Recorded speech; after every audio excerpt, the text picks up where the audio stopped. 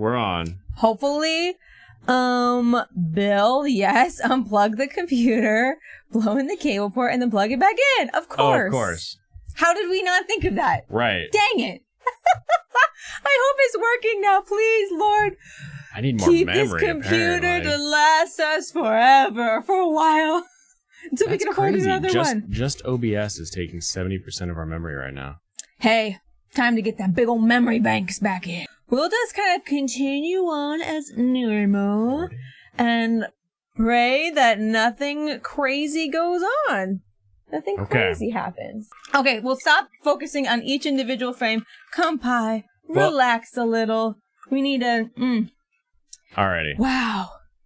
LOL. Bill? Oh, let me just show everybody all my emails. There we go. That was smart. I feel like my heart is still racing like 30... so fast. It's like, oh, no, why is the stream breaking? Why is the stream breaking? I'm even afraid. I'm not even going to push any buttons.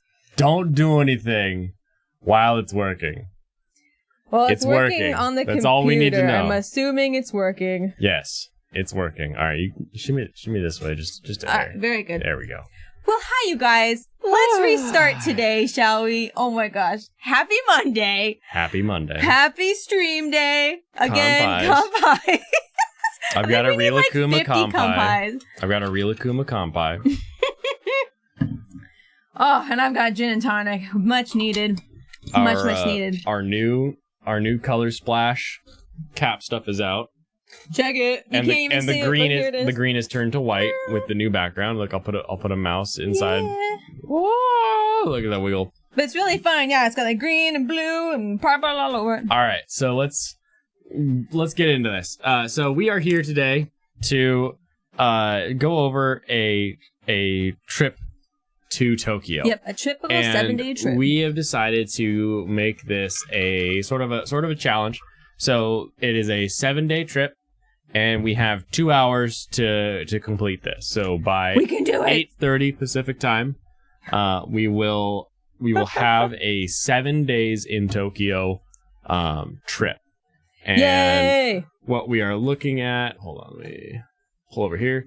So just get some of this stuff ready. So usually when we plan our trips, we would create a doc that'll say like day 1, day 2, and day 2, day 4, and we will expand that down to however many days that you have planned for your trip.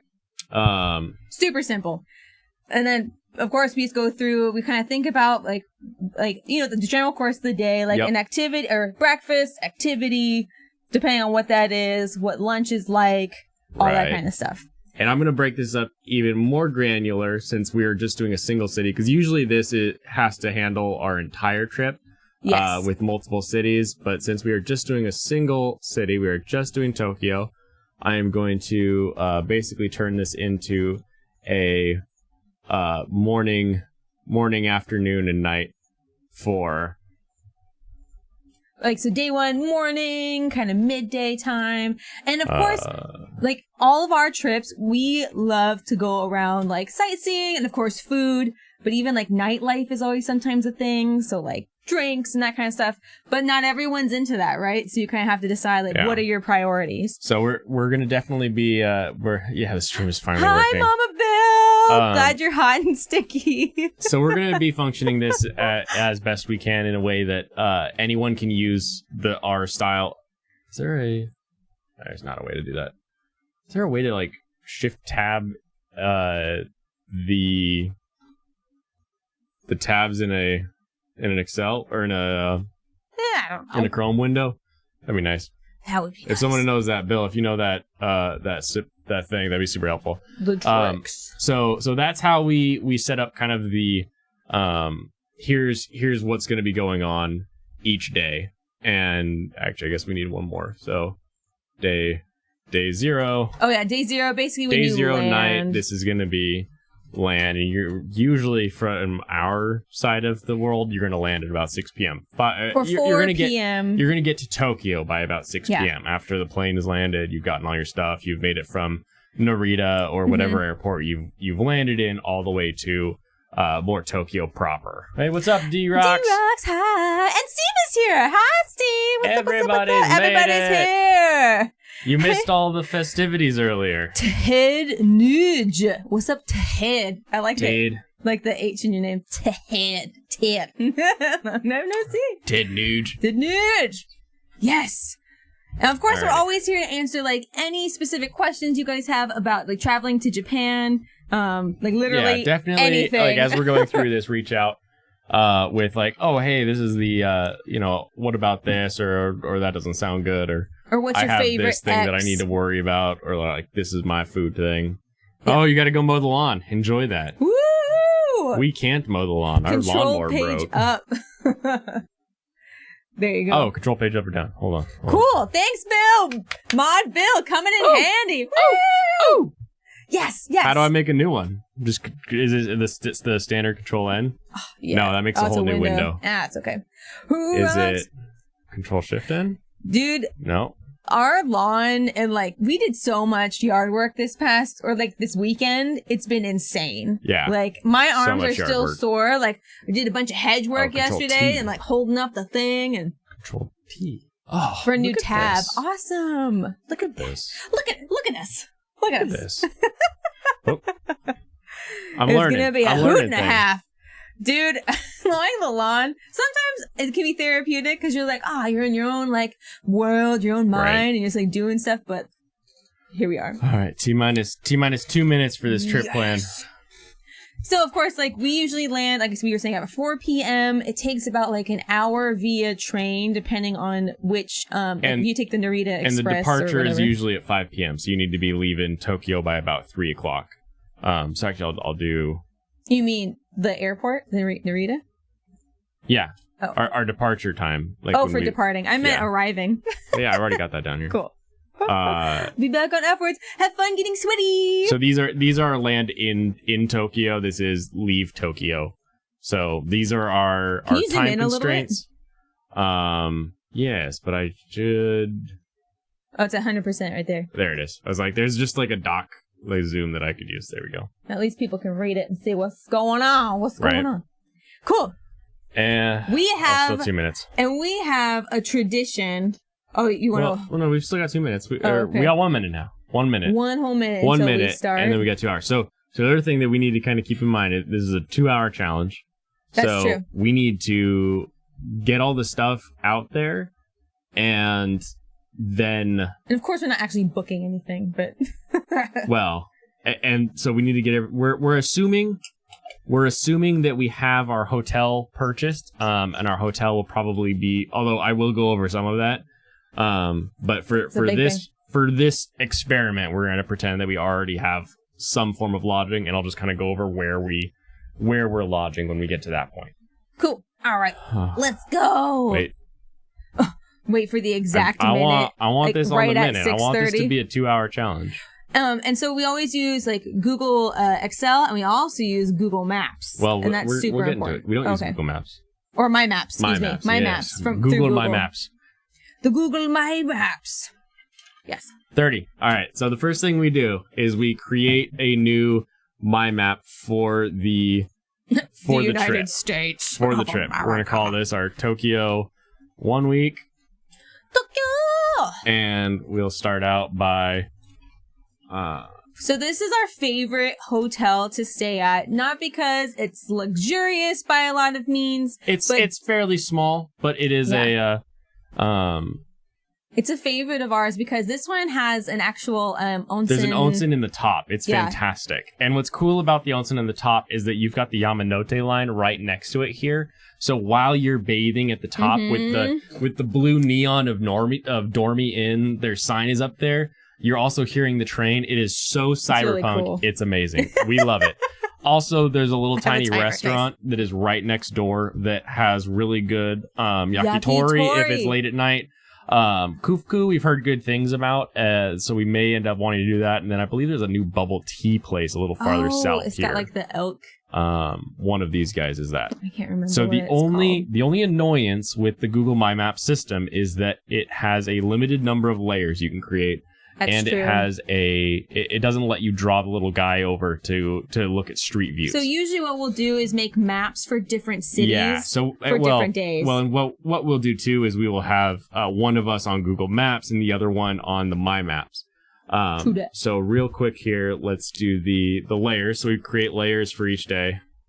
And then because you can when you have your whole day in one map, it's really nice when you open it up in your phone to be like, oh yeah, you'll have your Google Calendar too. Each one in like a different layer. Yeah, but it's nice to see you can just look at one layer at a time and know exactly what points you have planned for that specific day. So that way this is our, hotel. This is the big sightseeing we're going to go see. And we love, we're huge anime nerds, so we like to just stay in Akihabara. And it's actually a really great place to stay, not only because you're surrounded by nerdom all the time, but there's really great, little restaurants and little great little restaurants. Yeah. And there's always something to kind of do. Yeah. you don't have to go, you could just walk and go get anything. And it's just kind of more fun, again, because everything's anime. And you can always be like, hey, meet me at the, if you have friends there, meet me at the Sega, arcade or something like that. So there's a lot of good sites. Cool. All right. So day 0. So day 0, we will typically be coming into the Ueno station here. When we take the train Keisei Skyliner in from Narita. It does cost some money, but I think it's $20. 2,500 yen? Yeah, per ticket. For the ticket that's a guaranteed seat. And that's really nice. I do recommend it just because it's an hour to get into Tokyo.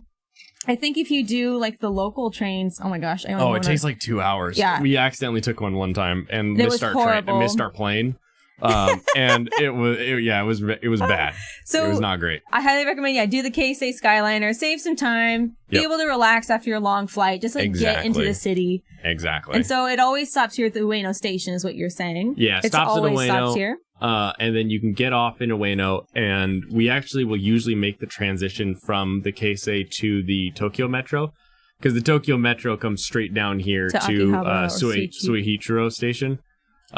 Which is really close to where our Dormy in. Wait, where did Dormy go? Give it a different color. It's right here. Okay. So what else is cool that Katey's saying here is you can give things different colors, so we can say that this is our house. Super nice. We can make it a color that Blaine can see, not a color that Blaine can't see. There we go. I wish I had a darn notepad for this gold. It's all here. And you can be like, watch it. Just kidding. This is hotel. You can give it notes and stuff. You can retype in the name. Everything about it's fantastic. You can even say how much you paid for the hotel. Yeah, or if you paid for the hotel. Yeah, that's something that we find out. With when we do our trips, we do the usually. I don't know of a time that we haven't. Just type. I think it's in there. No? That's weird. Okay. All right. Expedia is pretty much where we always we use the buy our Expedia tickets. package that is a stay and a flight. We leave from SeaTac. We go to Tokyo, all airports. And then it's just due for the next 7 days. We'll just give it so land 1, on the 8th. 2, 3, 4, 5, 6, 7. Flight on the 15th. Okay. And we usually only need accommodation for part of our stay, for that week that we'd be in Tokyo. Yeah. We usually will stay much longer so that we can go to other towns. Yeah, and this is in nice. this instance, of course, we're just going to be there, for the one trip. For just and so Tokyo.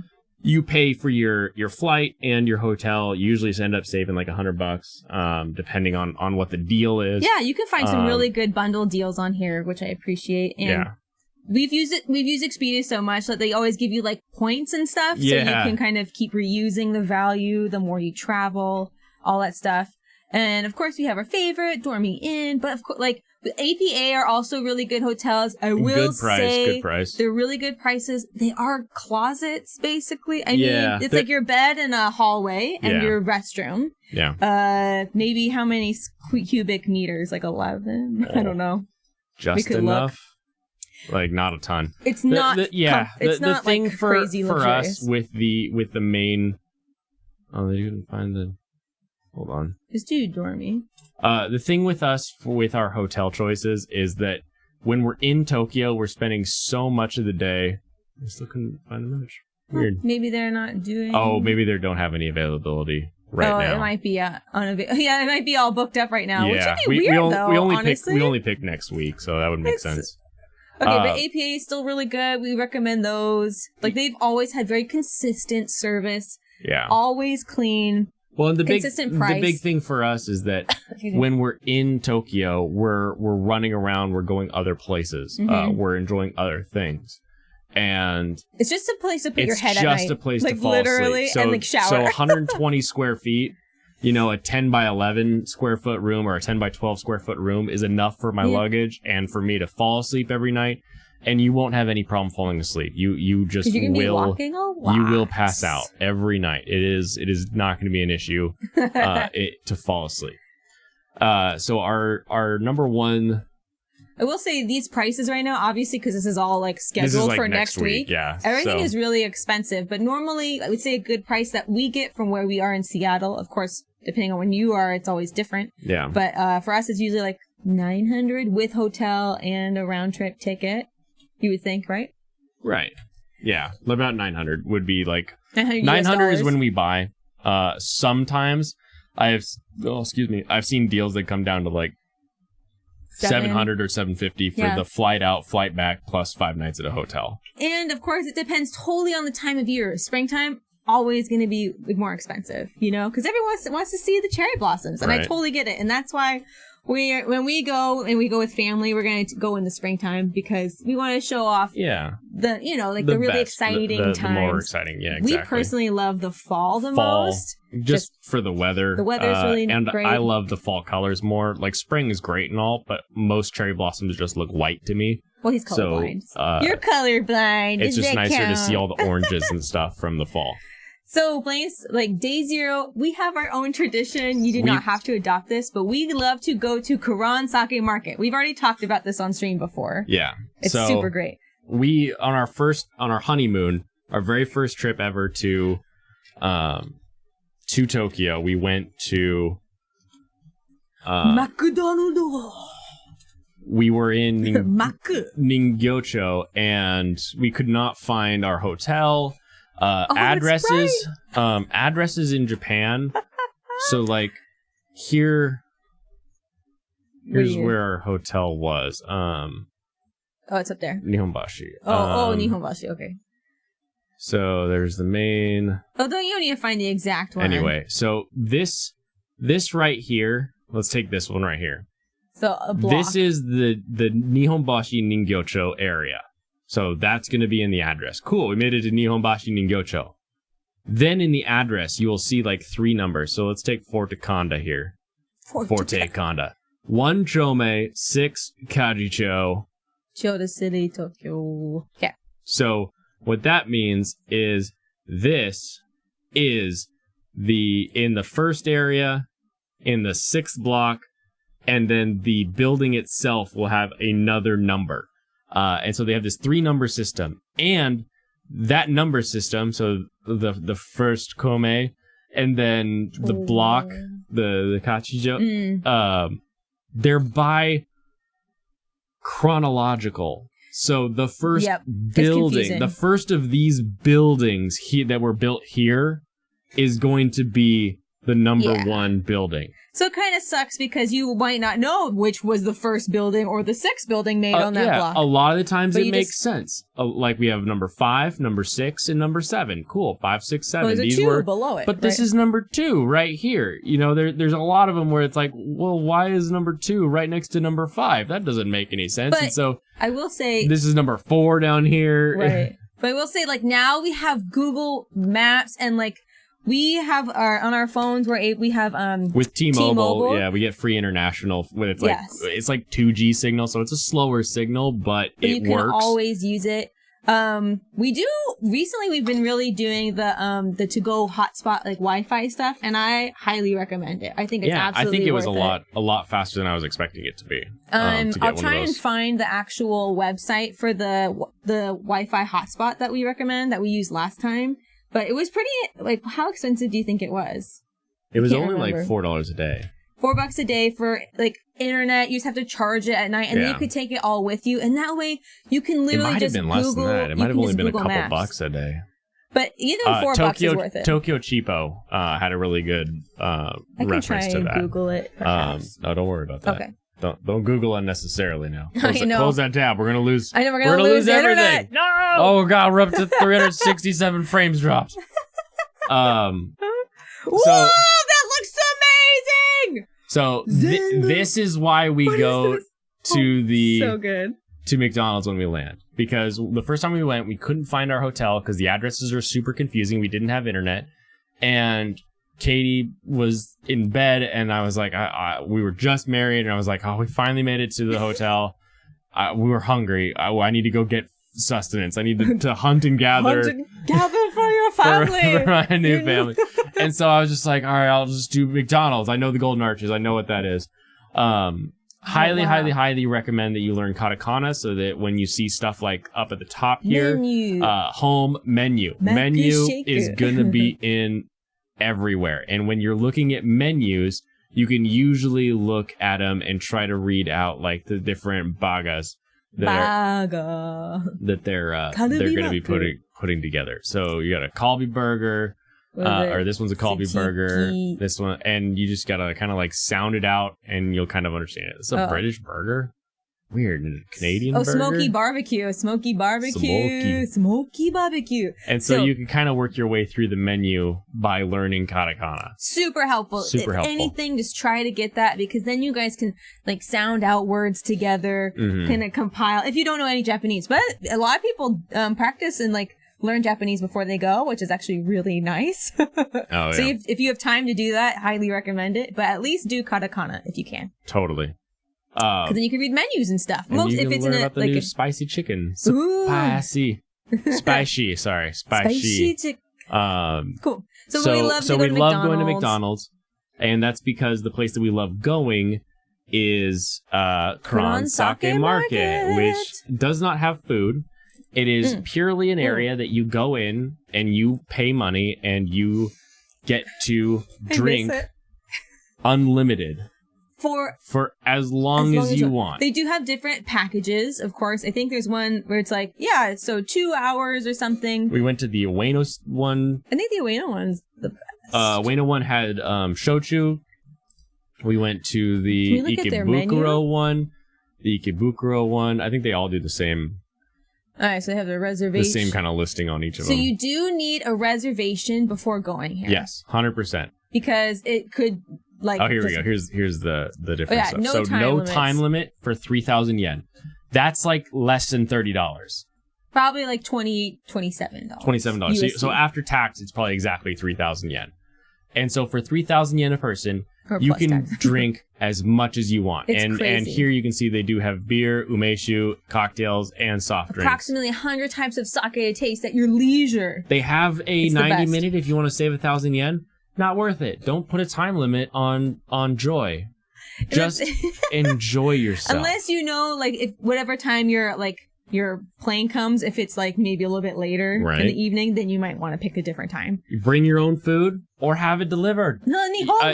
This is why we pick up our McDonald's, because we grab McDonald's and we head over there. And then we're the silly Americans at this standing bar with all of this sake, McDonald's. And you see businessmen, you see not high school, but like college kids. High school, you see all these different people, and you just like, oh hey, what are you drinking? What do you recommend? And they're like, oh, this one, and it's kind of fun to commune with everybody. Oh, totally! It's all about being there with people. And don't be afraid to ask the people, ask the people, even the custodian, whatever, staff people. There's tons, and they always have ways. You can always try the sake hot. Like they've got a heater component you can put it in, have it chilled. Tons of stuff. It's like amazing. So definitely recommend. And so we know we're gonna do that on day 0. Yeah, we always do this on day 0. The additional thing on this, how can I get back to the about? You would talk about their specialties that they sometimes. Yes, so they. It's probably random depending on the time of year if they have specials. Store? It is. Oh, hello. Hey, the Japanese website. Get out of here. Get out of here. Of course. So the big thing that you want to do with the Kirin Sake Market is you want to sign up for their emailer. Maybe at the bottom? Maybe they don't. Oh. Huh. Maybe they don't have their emailer anymore. I think I get emails from them still. Well, if you can, anyway. If you find it on this website, sign up for their email because they will send you notices there's about an English button. Yeah. Down at the very bottom. I know there's an English button at the bottom. Oh, it's that website. That. I don't want that. Anyway. Interesting. They used to send out emails and they would tell you about new stuff that was coming out. Cool. So that's going to be our day 0. So you click day 0. Basically just eating and drinking, getting really tired, trying to adjust to the time zone. That's always like your main goal for the first like day and a half, 2 days. Plus this new one just opened up right here in Akihabara. So we're going to add that. Joy. I'm going to give it a drink. That's why we have a gin and tonic here. Give it a pink. And then where's the closest McDonald's? And of course, and it's really nice. They have all of the different sakes labeled, and they you can always ask, the staff members, big, hey, what kind of sake is this? I really like it. If you like Daiginjo, Ginjo, Hanjozo, all the different types of sake. If you want to know more about sake, I could tell you all about it. I used to work at a ramen shop, and we had to learn all about sake. I put coffee in this at one point because now it smells funny. Oh. Coffee, alcohol, coffee. It's not great. Cool. So we're gonna land. We're gonna go to our hotel, drop off all our stuff, and then there's some McDonald's up there too. We're gonna get some McDonald's and we're gonna go drink all night. Young July 11. Yo, I was referred. Oh my gosh, Terrence engaged. It's so nice. Okay, well tell him I said hi. How you doing, Young? Today is a very interesting stream for us because we're talking all about... We got a challenge. We got to do a 1-week trip in Japan in just 2 hours. Yep. We've been to Japan 6 times, so we're trying to show people how we always plan our trips to Japan. So if you ever want to go, you know who to call. All right. And so but normally we play games. Next day. You don't need to send an ad. Okay. He'll either like us or he won't like us. That's fine. Okay, Young. So... Oh, nice. You've been twice? I love it. Nice. We would have been 7 times if the if coof COVID hadn't happened. Don't say that. We're going to get demonetized. If the pandemic. The coof. Okay. Day 1. So everything kind of revolves around your own personal interests, obviously. Everything revolves around where you're coming from. So where we come from in the world, when we land in Tokyo, we wake up at 4 a.m. It sucks. It's so it's early. 10. We're just trying boom, to awake. You can't go back to sleep. And so we go to the place that is fantastic. Hiroshima, Osaka, Kyoto. Oh, Fuji, Yoshida, nice. And all of Tokyo, called the Nono. The Nono virus, The Nono virus. So when you wake up that early, we always go to Tsukiji. Because it's open super early. It's the best. And it's pronounced Tsukiji, even though it's written Tsukiji.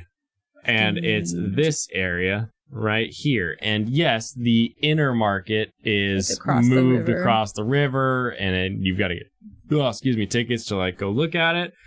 Not important. I wouldn't bother going. I would stick to this outer market area here on this side of everything. Where you've got cool cutlery stores and a bunch of restaurants. And just walk down every one of these rows, walk down each aisle, street food. Yep. Tons of good street food. The best, if you're not into sushi, is this giant scallop that they cook, and it's got butter, and it's got a scallop that's been cooked in it. Of course, it's a scallop shell. And crab, and ume, and some roe. It's got all kinds of seafoods in this giant scallop. It's so good, and it's always there. They cook it on charcoal. But sit down, have some sushi for breakfast. Yes, that's what we. I know for some people it sounds really weird, but it's literally the freshest fish you will have in your entire life, because literally they just go out right to the ocean over there, early morning, night, and it's fresh to the market, and they get it that same morning, and they cut it up and they give it to you, literally fresh off the boat. You want to throw an exclamation mark YouTube on there, young July? If you've been to those areas, you're gonna love some of the travel videos that are on our YouTube channel. So check that out. Yeah, doesn't like fish or eggs. Any suggestions if you don't have them? Fish or eggs. Discord. Well, so tonkatsu. You could do tons of ramen. Don't like eggs as in fish eggs, or do you like chicken eggs? Because that's an interesting question. Because they do have the morning. They do the omelet rolls in the little squares, the tamagoyaki, and it's really good. They add a little dashi to it, so it's kind of sweet, and that makes a really good breakfast as well if you're not into fish. Yes, so Tsukiji obviously is the fish market of sorts, but they do have other things too. There's there's ramen, yakitori there's sobas, stands, tons of ramen. It's sort of just that morning farmer's market that you would see anywhere else. But you can also buy some chopsticks or some things. Eggs like chicken eggs. How strange. Nice. How strange. Hey, it's not strange. Everyone has their own likes and dislikes. Well, it just seems like such an interesting thing not to enjoy. I feel like maybe a texture frying thing. An egg is just kind of like what I do when I'm I don't know what else I'll have. Sometimes I get tired of eggs though too, so I feel you. I feel you so much. So I'm gonna put the outer market on day one. I will say we'll add that there. Other place you can oh my gosh, the one in Akihabara that we went to recently, it's more of a dinner place. This has nothing to do with it being in the morning. It's the beef on the hot grill, not sukiyaki. Oh my gosh. Oh, you're talking about the gyukatsu one. Gyukatsu. Thank you. Do you like beef? That's a good question. Burp. Okay. Yeah. Feed him, burp. All right, and so we'll edit this up. It's gonna be a food one. I think I made burgundy.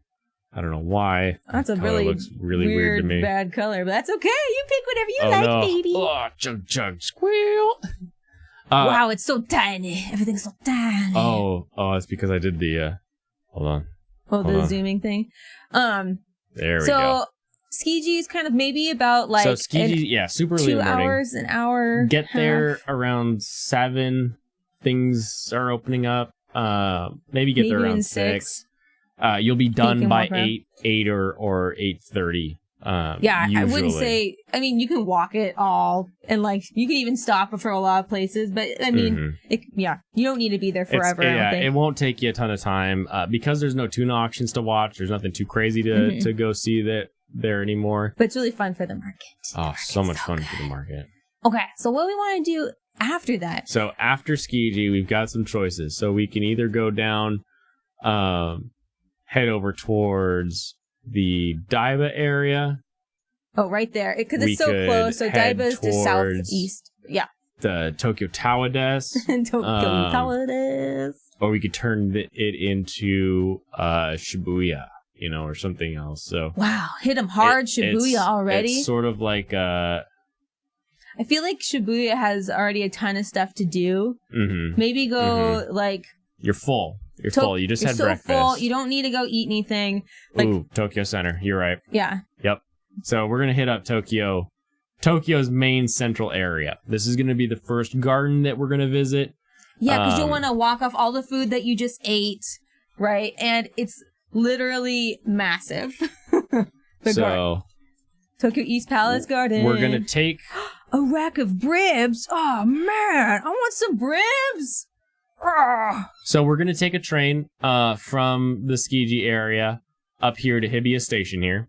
I know it's it looks like a really short thing. You could just walk it. You could walk this. Don't do that. Anytime you're looking at a map and you're like, we could just walk, take the train. Yeah. It will save your feet. Train. Make sure you wear exceptionally good walking shoes. It's like $1 and you don't have to walk for what this will end up being an hour walk because of all the cross lights. It's horrible. All of that, this block, you're like, it's just a block. That's like a quarter mile. Like the blocks when you finally are in Tokyo, they look tiny, they look normal. And then you realize that each of these is like a tiny alley and you're like, oh my gosh, I thought we passed it an alley. Exactly. Never underestimate the length of a walk. It's so always take that train. So we're gonna walk. I love trains. We're gonna walk back over to Tsukiji Station, take it up to the Hibiya Station here, jump out, and what that will do too is let us take a look at the Kokyo Gaien Garden. The Gaien Garden here has I guess Gaien is garden, isn't it? Yeah. It has a bunch of trees from all over the prefectures. And so they all get sent in. Use your Heelys. Yeah, use your Heelys and just skitch on a train. That's the secret. Or a dude on a scooter. Oh yeah, someone on a bike. Just be like, yeah. On a scooter, that would be the way to go. So we'll pop out here. We'll see this really cool stone garden with all these really interesting trees. And you're like, oh, those are kind of cool. I think that's nice. They're really nicely bonsai'd. They're kind of like gifts from everywhere. He's amazing, man. And you'll head over here to the East Gardens. This is the entrance. Or one of them, anyway. Let's check our ego. Onegaishimasu. Welcome to the Imperial household. Oh, look at him planting some stuff. Where's the hours? If you just looked it up on the, like, if you just Googled it, I bet. Look it up on Google. No, yeah, don't go to their website. I feel like Japanese websites just, like, suck. Maybe just from where we are. No, they do. Japan's websites are not great. So they open up at 9 a.m. So closed on Friday and Monday. Remember these times. Use TripAdvisor. Use Japan Guide. Use Japanica, Japan Travel. There's all these different websites that will offer you the times. Japan Guide we use all the time.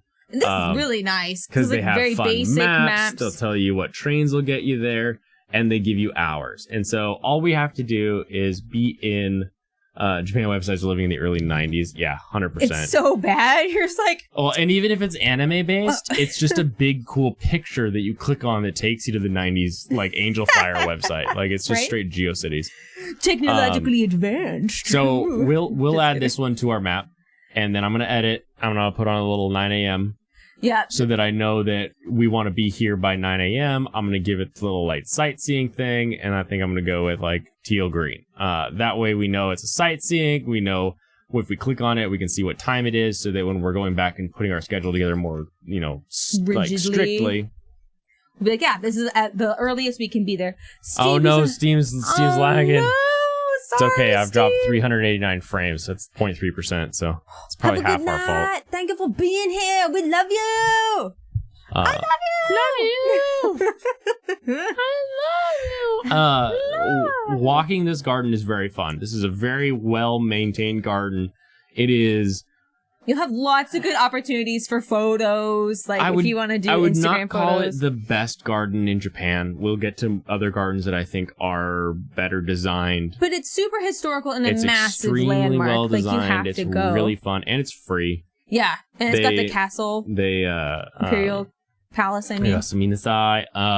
Yeah, so and it's free. So they only limit how many people go in, and you get a little plastic thing saying, hey, your person number, like, blah, blah, blah, give this back when you leave. And so that's how they maintain a specific number of people. Yeah. I love it. I like it a lot. We don't always go, but I think when we bring in new people with us every time, it's such an iconic place, to, you kind of have to go there. Wander around that. I would say, how long do you think? Like maybe an hour and a half? Couple hours. 2 hours. Like maybe an hour and a half max, I would say. Hour and a half max? Yeah. Because, it's like a nice garden and everything, but you get your photos, you be walking around. But sometimes people are there to shop. In Tokyo Station so is right down here. Once you're done with the East Gardens, head your booty on over to Tokyo Station. Go to Tokyo Station. Tokyo Station, you can see as I zoom in on it, has layers. There's so many layers to this station. There's so much stuff to do, so much shopping to do. There's a Pokemon Center there. There's like a bunch of really fun that's food. Important. You can get Tokyo bananas there. It's just a kind of an interesting place to shop. Plus around it are a lot of fun little restaurants and little shops and stuff that you'll just, when you see it, just stop. And the thing with when you're walking around in Tokyo, like just going from point A to point B, you have to realize that when you cross a storefront, you just walk past a storefront, you just walk past 7 stores. If not more. Because they just line them straight up. And so you need to be looking up at all of the signs to see if there's something that catches your interest. Tokyo Banana! It's so good. I know. I like Tokyo Banana as like a good omiyage for friends and family when you come back home. Oh, totally. Like as a souvenir. That's like something that we would do like on day 7. Like the last day is usually the day that we try to get all of our souvenirs. Yeah, we'll talk about day 7 later. Cool. So Tokyo Station. Very good. It's probably like what? noon-ish. Yeah, 30, we're coming up on 1. noon. We probably just ate. Wait, when did we eat? Oh, at the Tokyo Station? We probably had a snack at Tokyo Station. There's a ton, like there's lots of restaurants of food. There's a lot of like just quick standing bars where you can just like stand, grab a couple sticks of yakitori, and you like move on. So you can keep yourself full while you're there. So definitely, I would recommend that. I mean, if this is your like first time to Japan, I think Tokyo Tower is like kind of, you don't have to go in it, but I think it's nice to see because it's an iconic landmark. Don't you think? I think so. And it's kind of still in the same similar area. You're not like traveling across Tokyo the whole way because like you'll be like, oh, it's just like across those, the way. It's like, no, that's like 45 minutes, an hour, like train ride. So. And what's really cool with the Tokyo Tower area is when you take the train down here, and you get off, you have Shiba Park and really Zojoji Temple. So there's a lot of really cool parks and area to take pictures and kind of like you can get Zojoji Temple. Great photo ops in the photo with Tokyo Tower. Tokyo Tower kind of looks like the Eiffel Tower, but it's orange. It's bright orange. And you can go ride it for sure. I mean, I won't. We've done it. What? Twice? Once. Yeah, we went up once. It's not something that you have to see twice. Like the inside is just you fairly. Could go do it. I don't know. Here's a bunch of stuff to buy.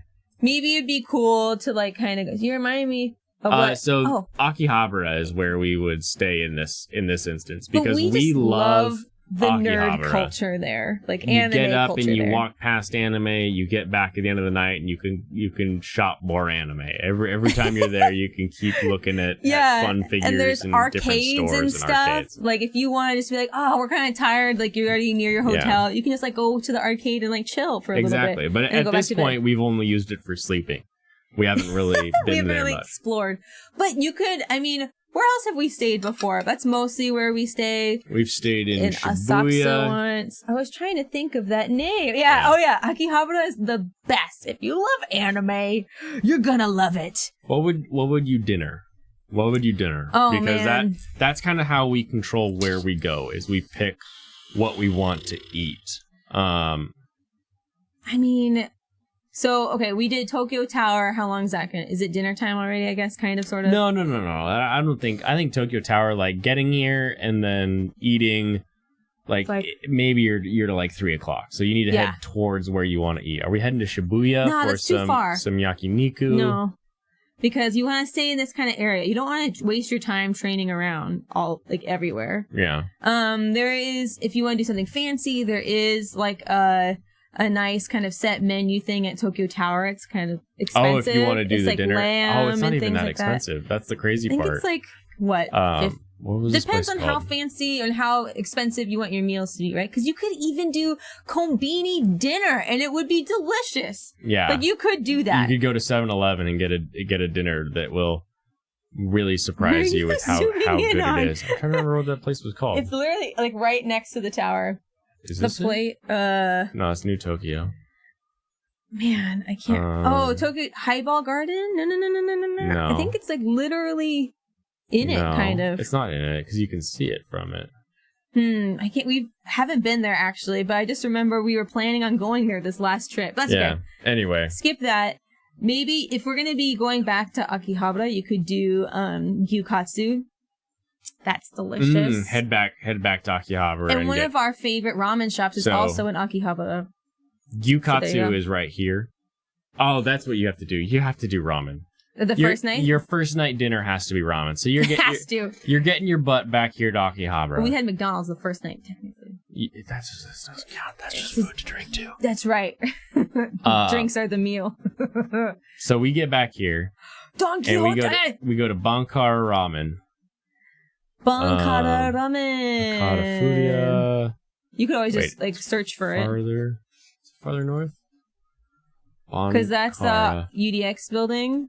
Yeah. Should be like farther north than the UDX. Thanks, Google, for getting us so far away from everything. Yep. Bankara Ramen. Yeah, Bankara Ramen. This is good. Such a good ramen place. This place has really bomb. raw garlic on the side of the table.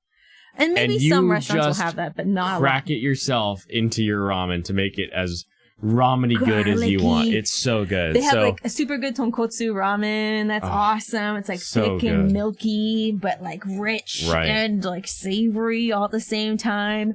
They even have one. Do they have like the mountainous one, like a double meat one? They had a special meat one while we were there. There was like the eating challenge one that they had. Akiba's life, yes. But I would not get that one. I would get one that's a more normal size. And you're coming back, you're having your dinner, you're enjoying yourself, and then I would just wander these streets. Look around you. Much just like look at the front of Trader. Go to Don Quixote and like don't even go there. Just, Don't even go there. Just wander around and kind of look at them, because we're not even shopping in Akihabara yet, but you just need to kind of immerse yourself in all the neon to kind of see what's around you. And so wander yourself. You're probably ramen-filled belly, waddle it around these streets.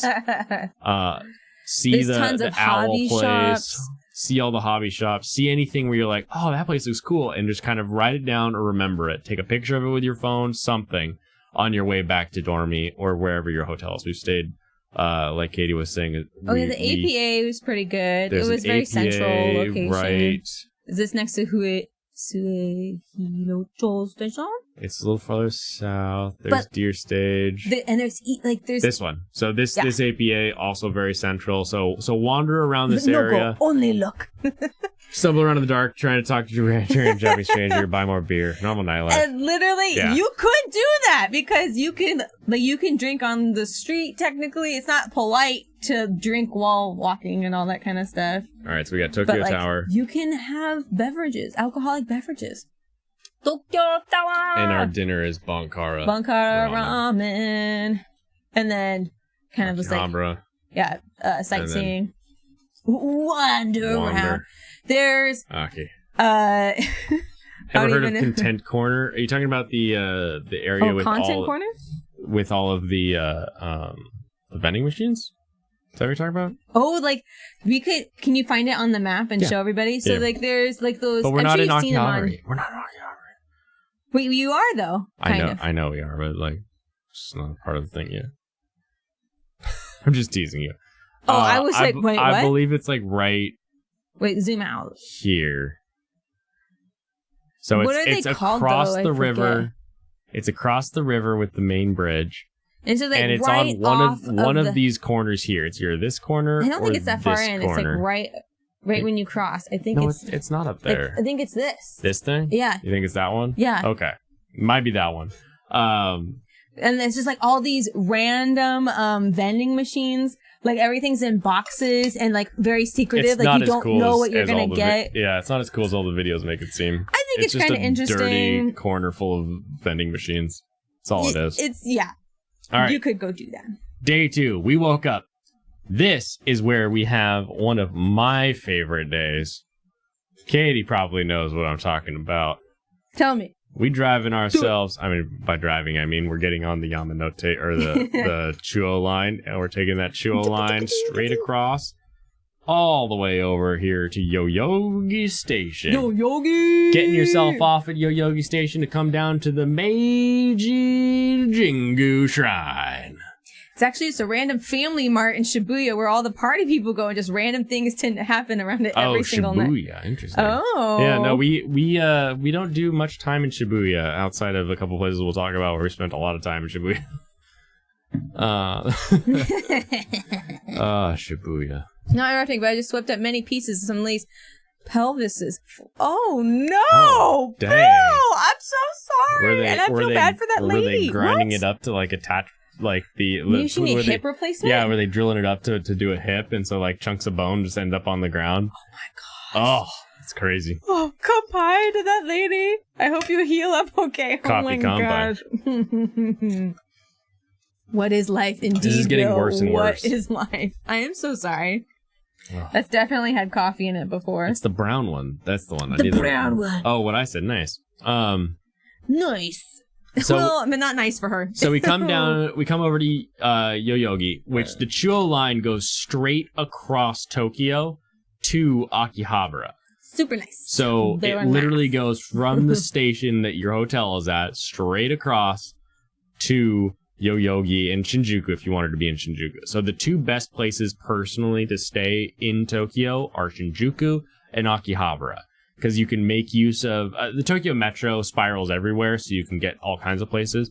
But if you can access the JR lines through Akihabara Station to take the Yamanote or the Chuo, or Shinjuku to take the Yamanote or the Chuo, you will be able to get anywhere you want in basically 10 minutes. It is crazy, crazy fast. So we take the Chuo line over here to Yoyogi. But that's pretty fast. It doesn't take that. It takes maybe like 25 minutes to go end to end across, on Chuo. So we're coming down to Meiji Jingu. So Emperor Meiji, of course, famous for the Meiji Restoration.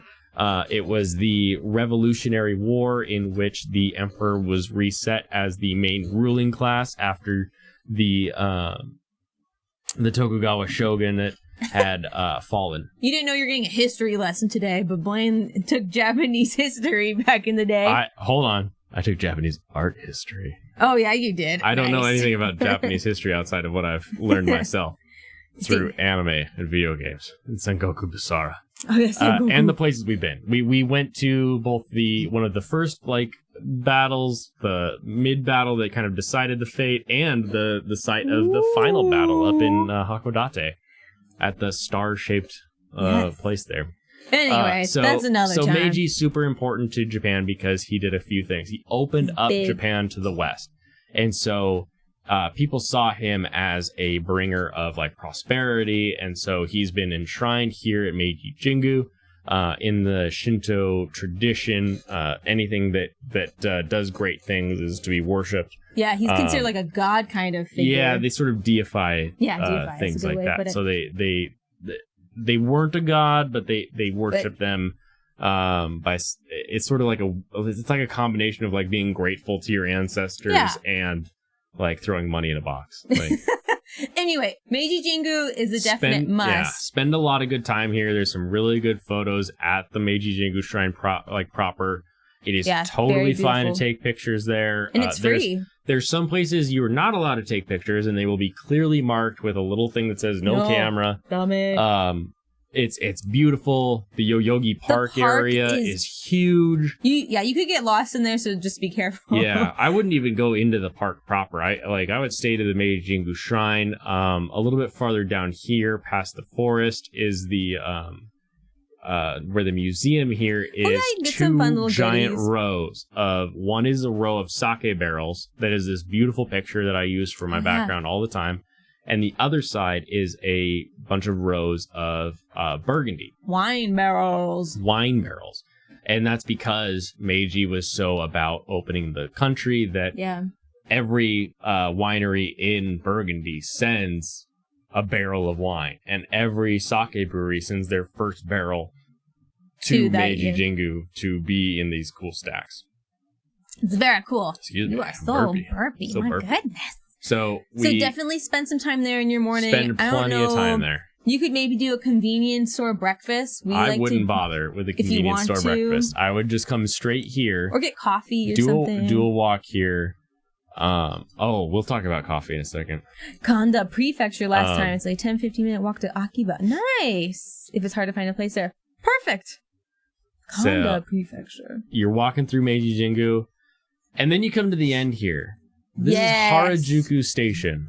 This is the next part of this day. So day 2 morning, Meiji Jingu. It's been a couple. Day 2 breakfast. Breakfast. Yes. You have to go here. Or there's lots of places that you can get these. Are you talking about what I think you're talking about? Of course I am. Pancakes. I hope you like pancakes. You like pancakes, Samachino? Because these are always, where is it? Burnside. Yeah, Burnside. Right here, the Burnside Portland Street Cafe. This one is a smaller cafe, but we really enjoy it because they have different varieties of pancakes, like and the jiggly coffee pancakes. Is good. Yeah, the big, thick, jiggly pancakes fluffy, where the whole smack thing them and strike them. They have chocolate flavored ones. They have tiramisu. They have matcha ones. Oh, lots of great flavors here. Oh. Why is it not working? I don't know why that doesn't work. Pancakes! fluff pancakey. Nom nom. Everyone gets excited about pancakes. I love it. Pancakes?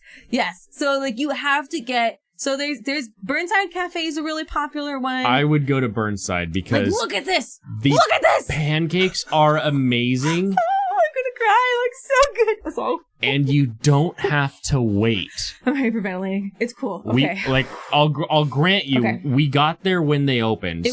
But there were only 2 other people in there and no line. So we got in and we were able to get like tiramisu pancakes. Their standard was strawberry, a chocolate one. The whole plate jiggles. And their coffee really was actually really good. I was surprised by that. Coffee at these kind of places tends to be like overly sweet or like very mild. I had the chocolate one with the matcha on top. It was so good. And it looks like they have lunch too. But we really like this one because sometimes if you go to like Graham, which is another popular Graham is super popular place, but they have to get 20 meals an hour. So if you don't so long. If you don't time it right, you're never going to get in at the time that you want to get in. Whereas Burnside, you just go. You just go and you enjoy it. Especially if you go there right like about when they open. And if it's a weekday, probably even more likely. But yeah, like go there because like we were saying, other places you have to literally like get tickets for the hour you're going to come back to get your pancakes because it takes so long to make them. Anyway. Right. And so you just walk down here, you walk past a lot of the crazy Harajuku stuff. But we're in, I think, the better side of Harajuku over here. After you've eaten at Burnside, there's a really fun little FR2 gallery is here. Retail. Tons of clothing. Like, these are more like high-end-ish area. Yeah. Right? So this is where you will have more like hype-beast kind of clothing. Onitsuka Tiger is here. As well as there's the Japan Nike. Leather gear. So it's Onitsuka Tiger's handmade line. Fancy. And what's crazy about it is like, yes, it's like a handmade shoe. But it's like a handmade shoe for $200. Right. So it's like, it is expensive, but when you think about what it is, it's not. So going into the Bape store is fun. All that stuff is fun. If you're into like high-end-ish kind of clothing, that kind of stuff, it's a great place to go. If you're a hype beast, this is where you want to hang out. What's the sticker store? B-Side B-Side Label. Is that nearby? Yeah, so B-Side Label is right over here. B-Side Label is awesome. Do I have my stickers? Okay. So I don't know if you can see these, but I've got like all these different stickers from B-Side Label. It's a red panda, Nergigante, a random one I got for free, all that stuff. And we use the yen. But they have amazing the stickers. yen symbol to know where we're going to lose our money at. Shopping. And I'll make yellow. Yellow. Yeah. Okay. So we can we'll mark out all of the different places that we would want to shop at. The other place that's really nice here that is a ton of fun is Harry's. So you've got like Undefeated, you've got Supreme, you've got Ape, and you've got a bunch of secondhand stores as well if you want to get something. You've got some awesome shoe stores. You have to go to Harry's. You have Harry's Harajuku Terrace, right? Yeah. Where is it? Harajuku. I didn't spell Harry's right. Oh. This one. So Harry's Harajuku Terrace. Click it. It's a Hadi Nezumi Cafe, which means Hedgehog Cafe, which means it's Katie's favorite. That's the best. It's the best. Wait, yeah. Is this the one that has the otters? Yes. So you can't pet the otters necessarily. So they have otters, they have rabbits, they have chinchillas there to pet, they have hedgehogs, they have. I want to play this. Ferrets? I can't remember. They had rabbits, chinchillas. So you wash your hands when you get there. It's so great. So anyway, you get it's like a cafe, of course. You get a free drink kind of thing from a vending machine that you could choose from, a hot or cold drink. Yep. And then you just get to walk around for about 30 minutes or an hour, depending on what time frame you pick. And you get to hold these little animals if you must touch animals. Sending a screenshot to Katey saying this. Yes, pancakes are like a must. And if you have never touched or held one before, Tenriks are amazing little climby creatures. Tenriks are awesome. They're like animals. a hedgehog that can like climb because it's got nails, and so it'll like hold on to your glove hand and it'll really like climb around you, and they're really tiny. They're adorable. Anyway, I highly recommend it if you're an animal lover like we are, and you just want to like surround yourself with something happy. And all of the highly people recommend. There love the animals just as much as you do. So you don't. They are being taken care of well. Yeah, we've been to some of these pet cafes where you're like, those poor flamingos. Why are there flamingos in a third-story apartment? Like they don't belong there. They don't belong there. But something that's like a hedgehog or these smaller animals. And even the otters have their own water massive outside playground thing. So they're like a zoo. They're not lacking for fun areas to be. At great. Harry, whereas other places we've seen they would not enjoy themselves. You're kind of like. So we really do love Harry. It is a fantastic place. I can't wait to go back. But you'll continue making your way north and west until you get right here. This is Takeshita-dori. This is the opening. The Harajuku that defines Harajuku. This is where the crazy people wearing crazy colors, wearing vintage skirts, wearing the same pattern, like, for everything, but it's in, like, a Victorian getup. It's incredible, the amazing style you will see there. It's so crazy. Much fun. You can WeGo is a great if you just want to pick up some cheap clothes. Yeah, it's like Forever 21, I would say, of like Japan, but kind of even cooler. They'll have like sometimes thrifted things, or it'll be more kind of like sporty things, which is what I typically like to wear. Anyway, peak Lolita culture there for sure. You could even go anywhere from Lolita to like punk rock to like crazy. There's a straight up store that only vampires shop at. It's incredible. And there's like costume stores. There's this one. There's also a ton of very Instagrammable like food places if you like that kind of thing. So, the rainbow grilled cheese is there. Yeah, so let's get into some of the food because this street is very easy. Mushy squishy. I love that store. Moosh squishy is Lil Goosh's favorite. It's just I don't have one with me. It's just squishy stuff. That's like that foamy stuff that's wrapped in vinyl. Like those mallow kind of things. It's like a sandwich and you like squish it.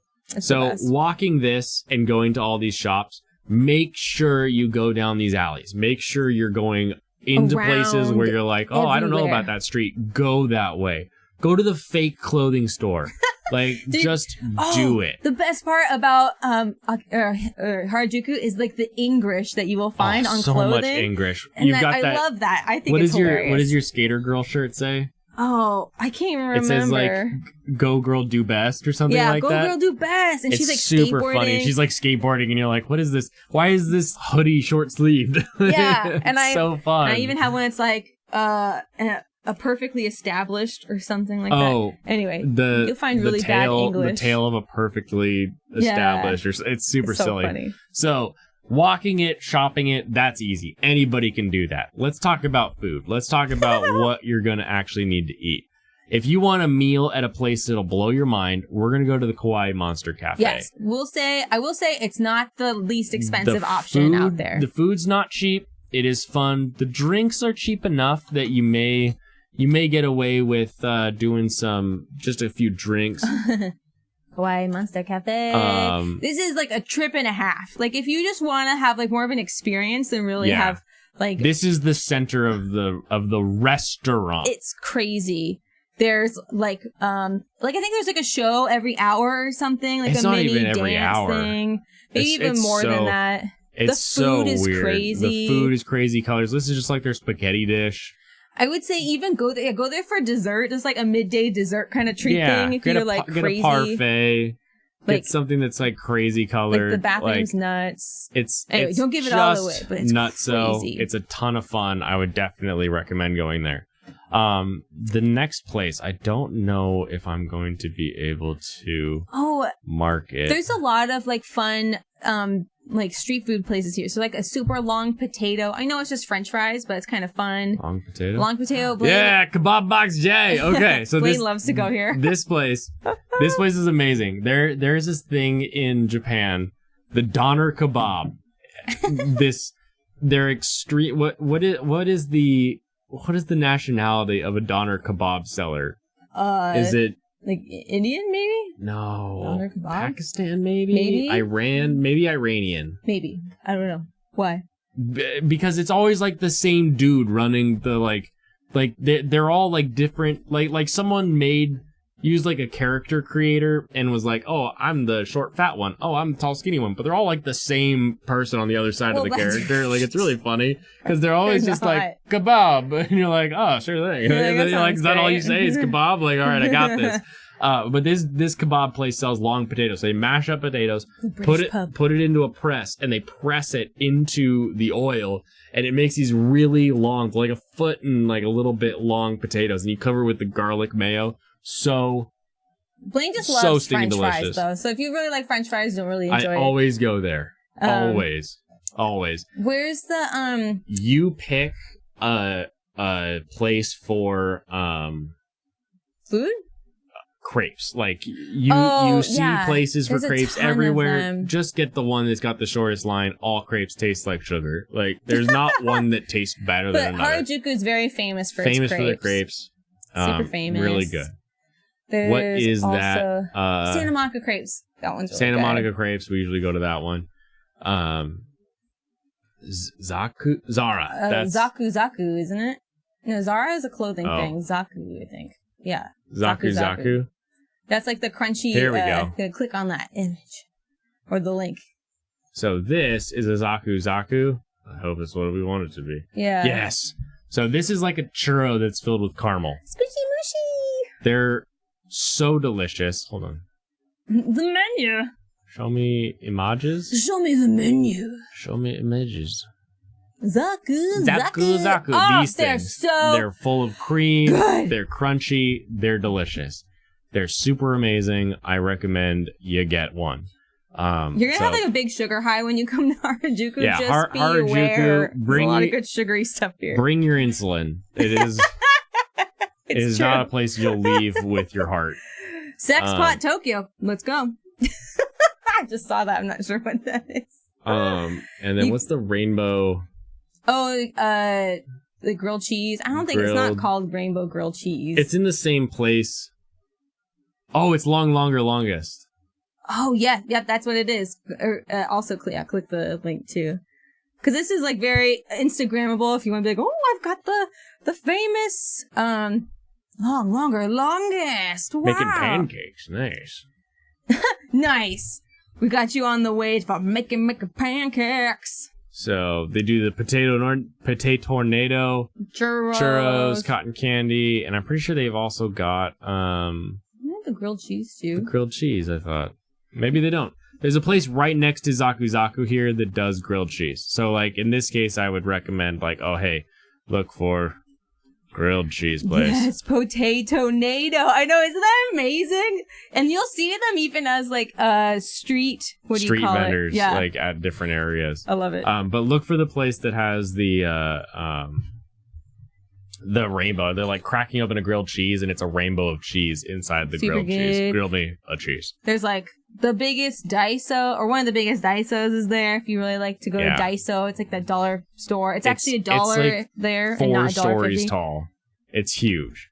Yeah, tons of shopping. Okay. And another Wego. Amazing. So yeah, just make your way up here, and then you'll make yourself over here to the Harajuku line there. So we have Meiji Jingu. Harajuku and forever. We'll breakfast up at Burnside Pancake.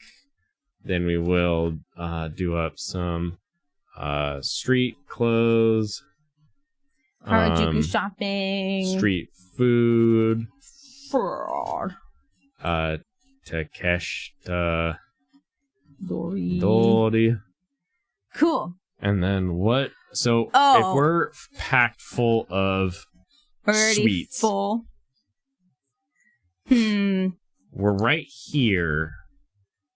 Mega Donkey. Shibuya. Yeah, go to, because that's where the crossing is, right? So go there and like head to the Shibuya crossing. Yeah, do the crossing, explore there, and then walk around. There's tons of shopping and stuff too. But that's where the big crosswalk is, and that's super famous, right? And you kind of at least have to cross at least once. Here we go. I'll use the Hachiko Memorial statue. Oh, yeah, and go to Hachiko. I'm sure you guys have all heard of this, but they're the famous dog, Hachiko. And he's very loyal to his owner. Mm-hmm. Yup. And he stayed there waiting for his owner forever. It's really sweet. Well, he came back every day, yeah. To wait for his owner. There is, so right across this crosswalk, so walk across the crosswalk in a big old crazy group. There is a bookstore here. Yeah, Tsutaya. Yep. Then there's a Starbucks. This Starbucks right here is it probably at the will second be floor. Quite crowded. It'll but be you can super get there. crowded. And you can look down at the crosswalk and get some cool pictures of people crossing in such a crazy way. Yeah, it's really cool. And that's a free way to go see it. Yeah. Which is nice. Oh, yeah, the Shibuya 109 is a fun store, isn't it? Is that the one where... Isn't there? I'm trying to remember if that's one with all the, CDs and the... No, that's Tatsuya. That's Tatsuya. Okay, Tatsutaya. Tsutaya. Cool. Cool. But yeah, so moving around Shibuya is a big shopping district. So this is... There's a lot of clothing stores. There's a lot of...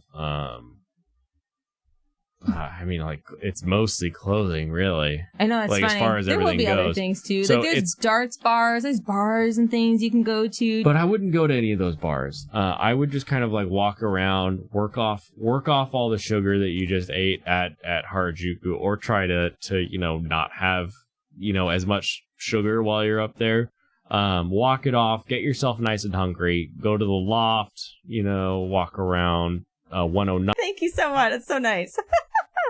We love it. Thank you. Ready for Japan. Oh my gosh. Big recommendation here would be to go to a Mega Don Quixote. Oh, yeah. Mega Don Quixote. So Don Quixote, if you haven't watched a video on Don Quixote, because they don't allow footage to be taken from inside, it is the everything store.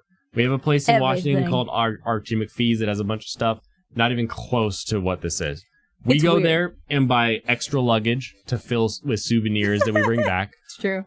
You could also buy clothes. If you ever need medicine, it's a great place to go. If you ever feel sick, they have a pharmacy there, and they can maybe understand some English, perhaps. So that's a good place to get medicine. I've got the diva lights where you're like, yeah, Hatsune Miku. Tons of snacks. You can get good midnight snacks. Cheap drinks. Like if you want to take a drink to your hotel room or something. Alcohol. So cheap. Yep. Yeah. It's incredible. Buy a box of your favorite Japanese coffee. So I love Kirin Fire Gold. It is my favorite of the Japanese coffees. And you can get a bunch of it at Don Quixote for much cheaper than you can get it at the 7-Elevens. That way, every day you can wake up and have yourself a nice cup of coffee out of that. It's really nice. And you don't have to go find a 7-Eleven or 7 & I or something. Explore the many levels of a Mega Don Quixote. Maybe go to a SoftBank if you want to see a cool electronics store, or a what's the other electronics store? Not Big Echo, Bic Camera. Bic Camera, yeah. So go to the Bic Camera, check that out, and then once you're hungry, and I mean hungry, this is the best part. I part. want you starving. I want you. There's a Disney store too. You can go check out. Oh, the Disney store is fun, but you probably already went to the Disney store that was in Harajuku. That's true. This is the best place. Walk down here back to the crossing. The big 5-way crossing. You'll see the cafe bar scramble. There'll be a train, so you're going under the train. So you're underneath the trains, and then you come out on this side. And then over here. I don't think they're even listed. Because it's this was one. It? It's got to be this one, right? Yep. Nikuya Dokoro. Nikuya no Dai Dokoro. This is one of our favorite places. So yeah, bring your old binky when you go to the Disney store. Oh yeah. Get a free animal. Dai Dokoro is yakiniku in Japan. Yakiniku in Japan is the greatest thing that you will ever eat. If you love beef and enjoy, or pork, and if you love Japanese beef, okay. Look at these images. Does that just not make you salivate? For all of us who are meat eaters. The way that it works in Japan is, or at Daidokuro specifically, you spend an amount of yen. So here are the different yen amounts. Here are the yen amounts. So 3,500, 4,500, 6,000 for an amount of time. 90 minutes, 120 minutes, or 120 minutes. For the premium. For the number of items you can order. So 60 items, 90 items, 100 items. And you then get the next 2 hours minus whatever I think it's like 20 minutes.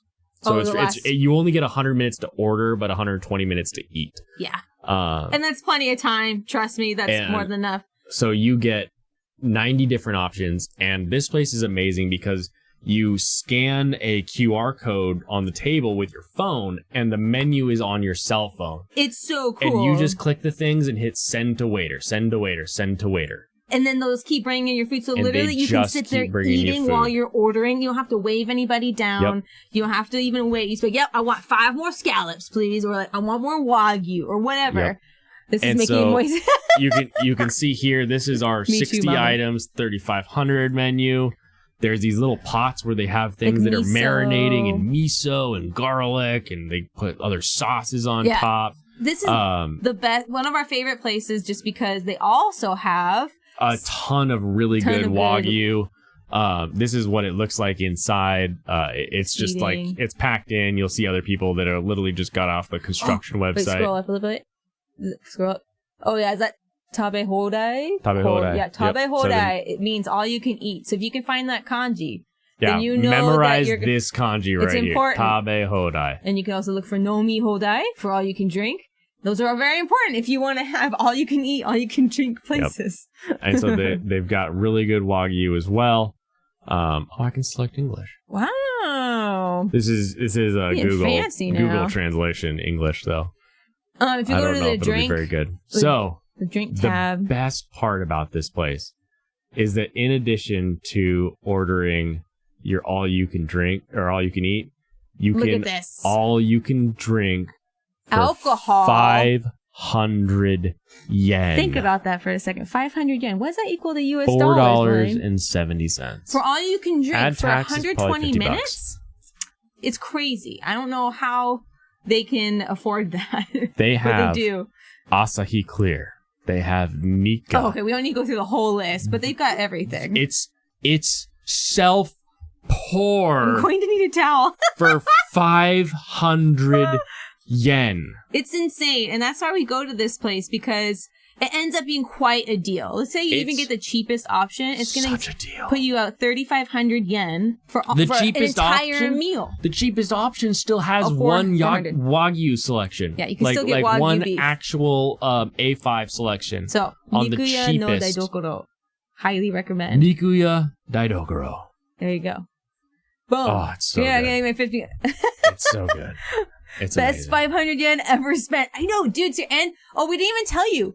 The drinks are self-serve. I did. You say that? I said pour your own. Oh, it's crazy. Yeah. I still can't believe that and how it's legal.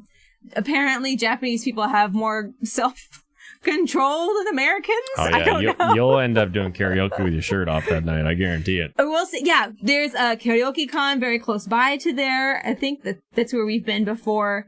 Go there, if you even, meet people or something, or even just yourselves. We've got like 40 minutes left. It's not happening. We can do this. What we're talking about, now I'm thirsty. Yeah. 500 yen ever 50-gallon drum.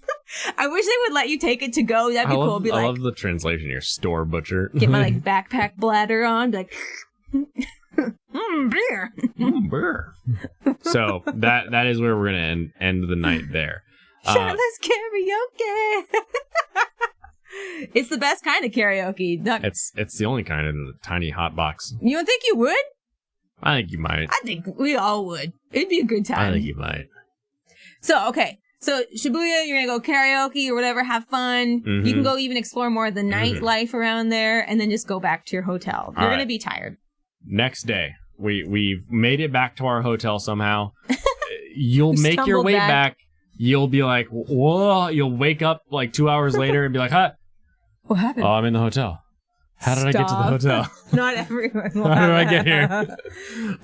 So the next day, day 3. So we're going to head on straight on over to Shinjuku, because Shinjuku is where we're going to have a ton of fun. Shinjuku is such an interesting area. Shinjuku. And the first thing we're going to do in the morning is we're going to go to Shinjuku Gyoen National Garden. We like the garden. This garden is, I would say, incredible. Within Tokyo, the best garden to look at. Yeah, if we're just saying Tokyo standards. Oh, and so you can drag. Here you go. There we go. Yeah, it's super beautiful. I think it does cost a little bit of money, but it's totally worth it. It's like a 300 yen ticket to go in. Sorry, maybe 5. There's a little like it's so big that there is a couple tea houses in there that you can go to. A Starbucks. Oh, it's 200 yen? Okay. 200 yen? I was off by a little bit. It's fantastic. It is beautiful. Oh, yeah. And it's right next to the main drive of Shinjuku here that has the big red Shinjuku arch that you see in all the pictures.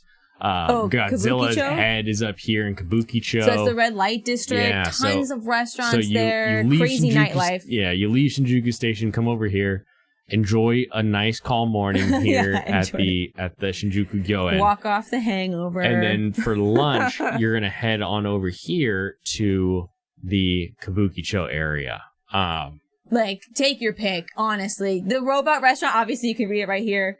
You could do that in the middle of the day if you didn't want. Like, I think it's more fun at night. Like the 6 p.m. Yeah, I think robot restaurant is not worth it. It's up to you. It's cool, it's exciting, but it's like... It's very cheesy and 3 hours that you could be doing something else. Yeah, so it's like a crazy show where you apparently get to eat, but it's like way more expensive. It's like the food's not great. It's not that great food, but it's like kind of like crazy big robots that they have like a fighting sometimes scenes and stuff like that. It's very lights and crazy. So if you're like really, really into it, go for it. Yeah. We've done it twice just because we took our friends there. They wanted to see it because it's advertised so well. Everyone knows about it. Everybody knows about it. It's definitely something. If you've never seen it before, go see a show. Yeah, just pay for the show. Prepay for your ticket, and then you show up early and you go get your actual ticket from the place across the street. But don't eat there. It's not worth it. When you head back and you're looking for actual lunch, I would recommend continuing like. Imagine going to a robot restaurant with a hangover. Nice. That would be like, what is happening? Head past. So walk down the main Shinjuku Kabukicho area. Look at that Donkyote giant Godzilla head. Look at Godzilla's head at the Toho Cinema there. Wander around, kind of looking at all the areas, all the people that are like, oh, come, and you're like, I don't know. And you can see all the various, like, host clubs. You probably shouldn't go in. Cabaret It'd be bars. expensive, and I don't know if they'll even... Sometimes they won't even let English-speaking people in, which is sad. But if you keep walking past that, you'll get up to the Koreatown. And the Koreatown area has a lot of good Korean barbecues, good bibimbap. Yes. There's even lots of... If you like K-pop, you'll love it. There's, like, K-pop stuff everywhere to purchase and buy. I'm trying to think how far north did we have to go? I don't think it's that far. For the onsen, though. Salad Bowl Deli. I think it's this one. That's right. Hold on. Is this still Korean town? Oh, yeah, Korean. Yeah. Anyway. Hold on, where's the Sento? Sentos. My menu. Here it is. We love onsens, but like sometimes it's kind of fun to experience like just a normal sento, so where it's not hooked up to a natural hot spring, it's just heated. It's just a heated bath area. And this one specifically, the reason that I click it is because it does not care about tattoos. And I base that off of the fact that I have seen some crazy tattoos while in this Sento. Yeah, so this is a good one. It's just like a... Access. I don't remember what the inside was really like, though. Do you remember? It's got the big main bath, there's a cold bath, and there's like a couple of the bubbling spa baths. So it's just like a small Sento area. Oh, they've got pictures and things. They've got the different bottles.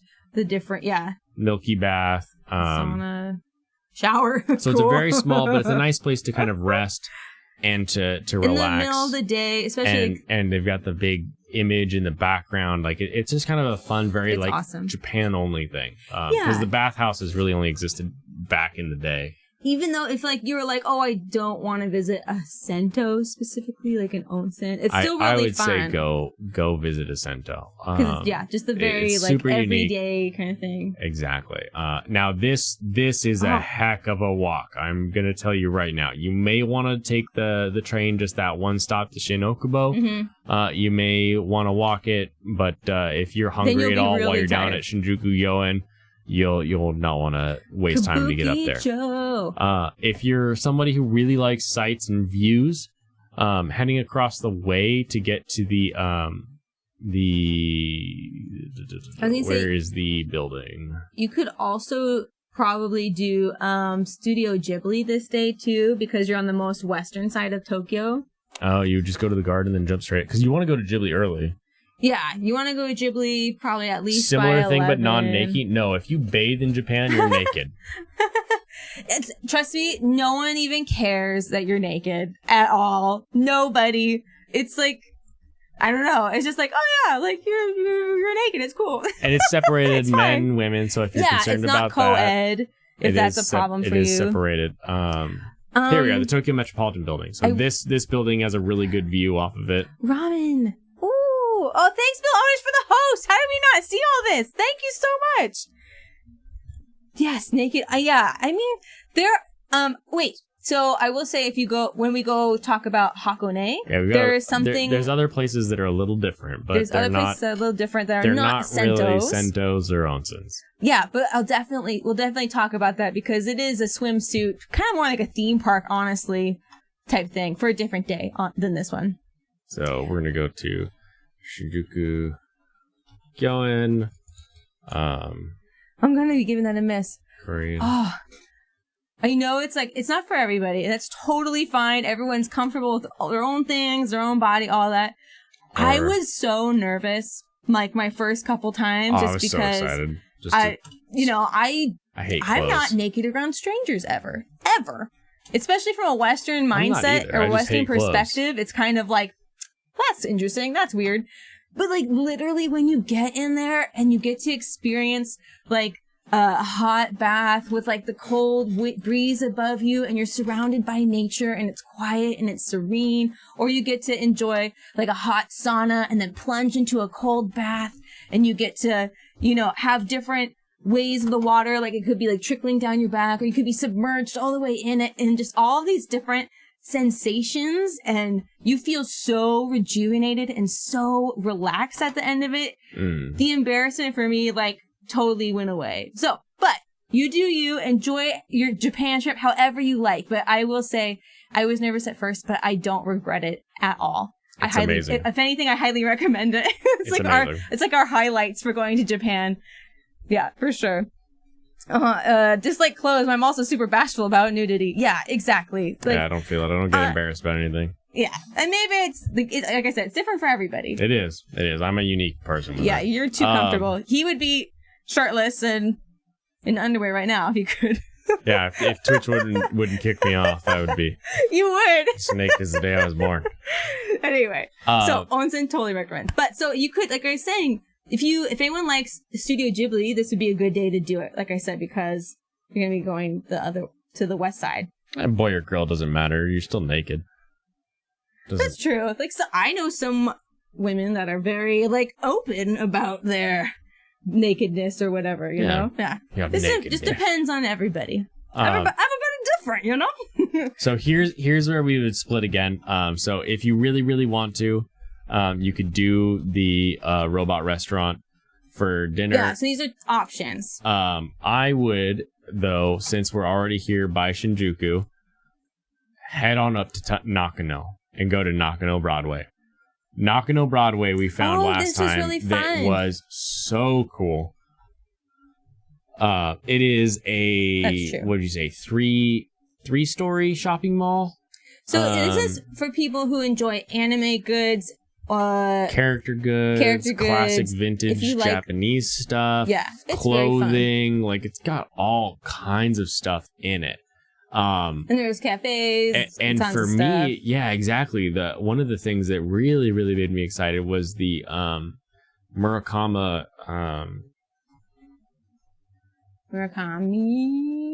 burger? I don't remember what it's called. What is it called? Oh, look at that. Bar Zingaro. Here we go. That's right.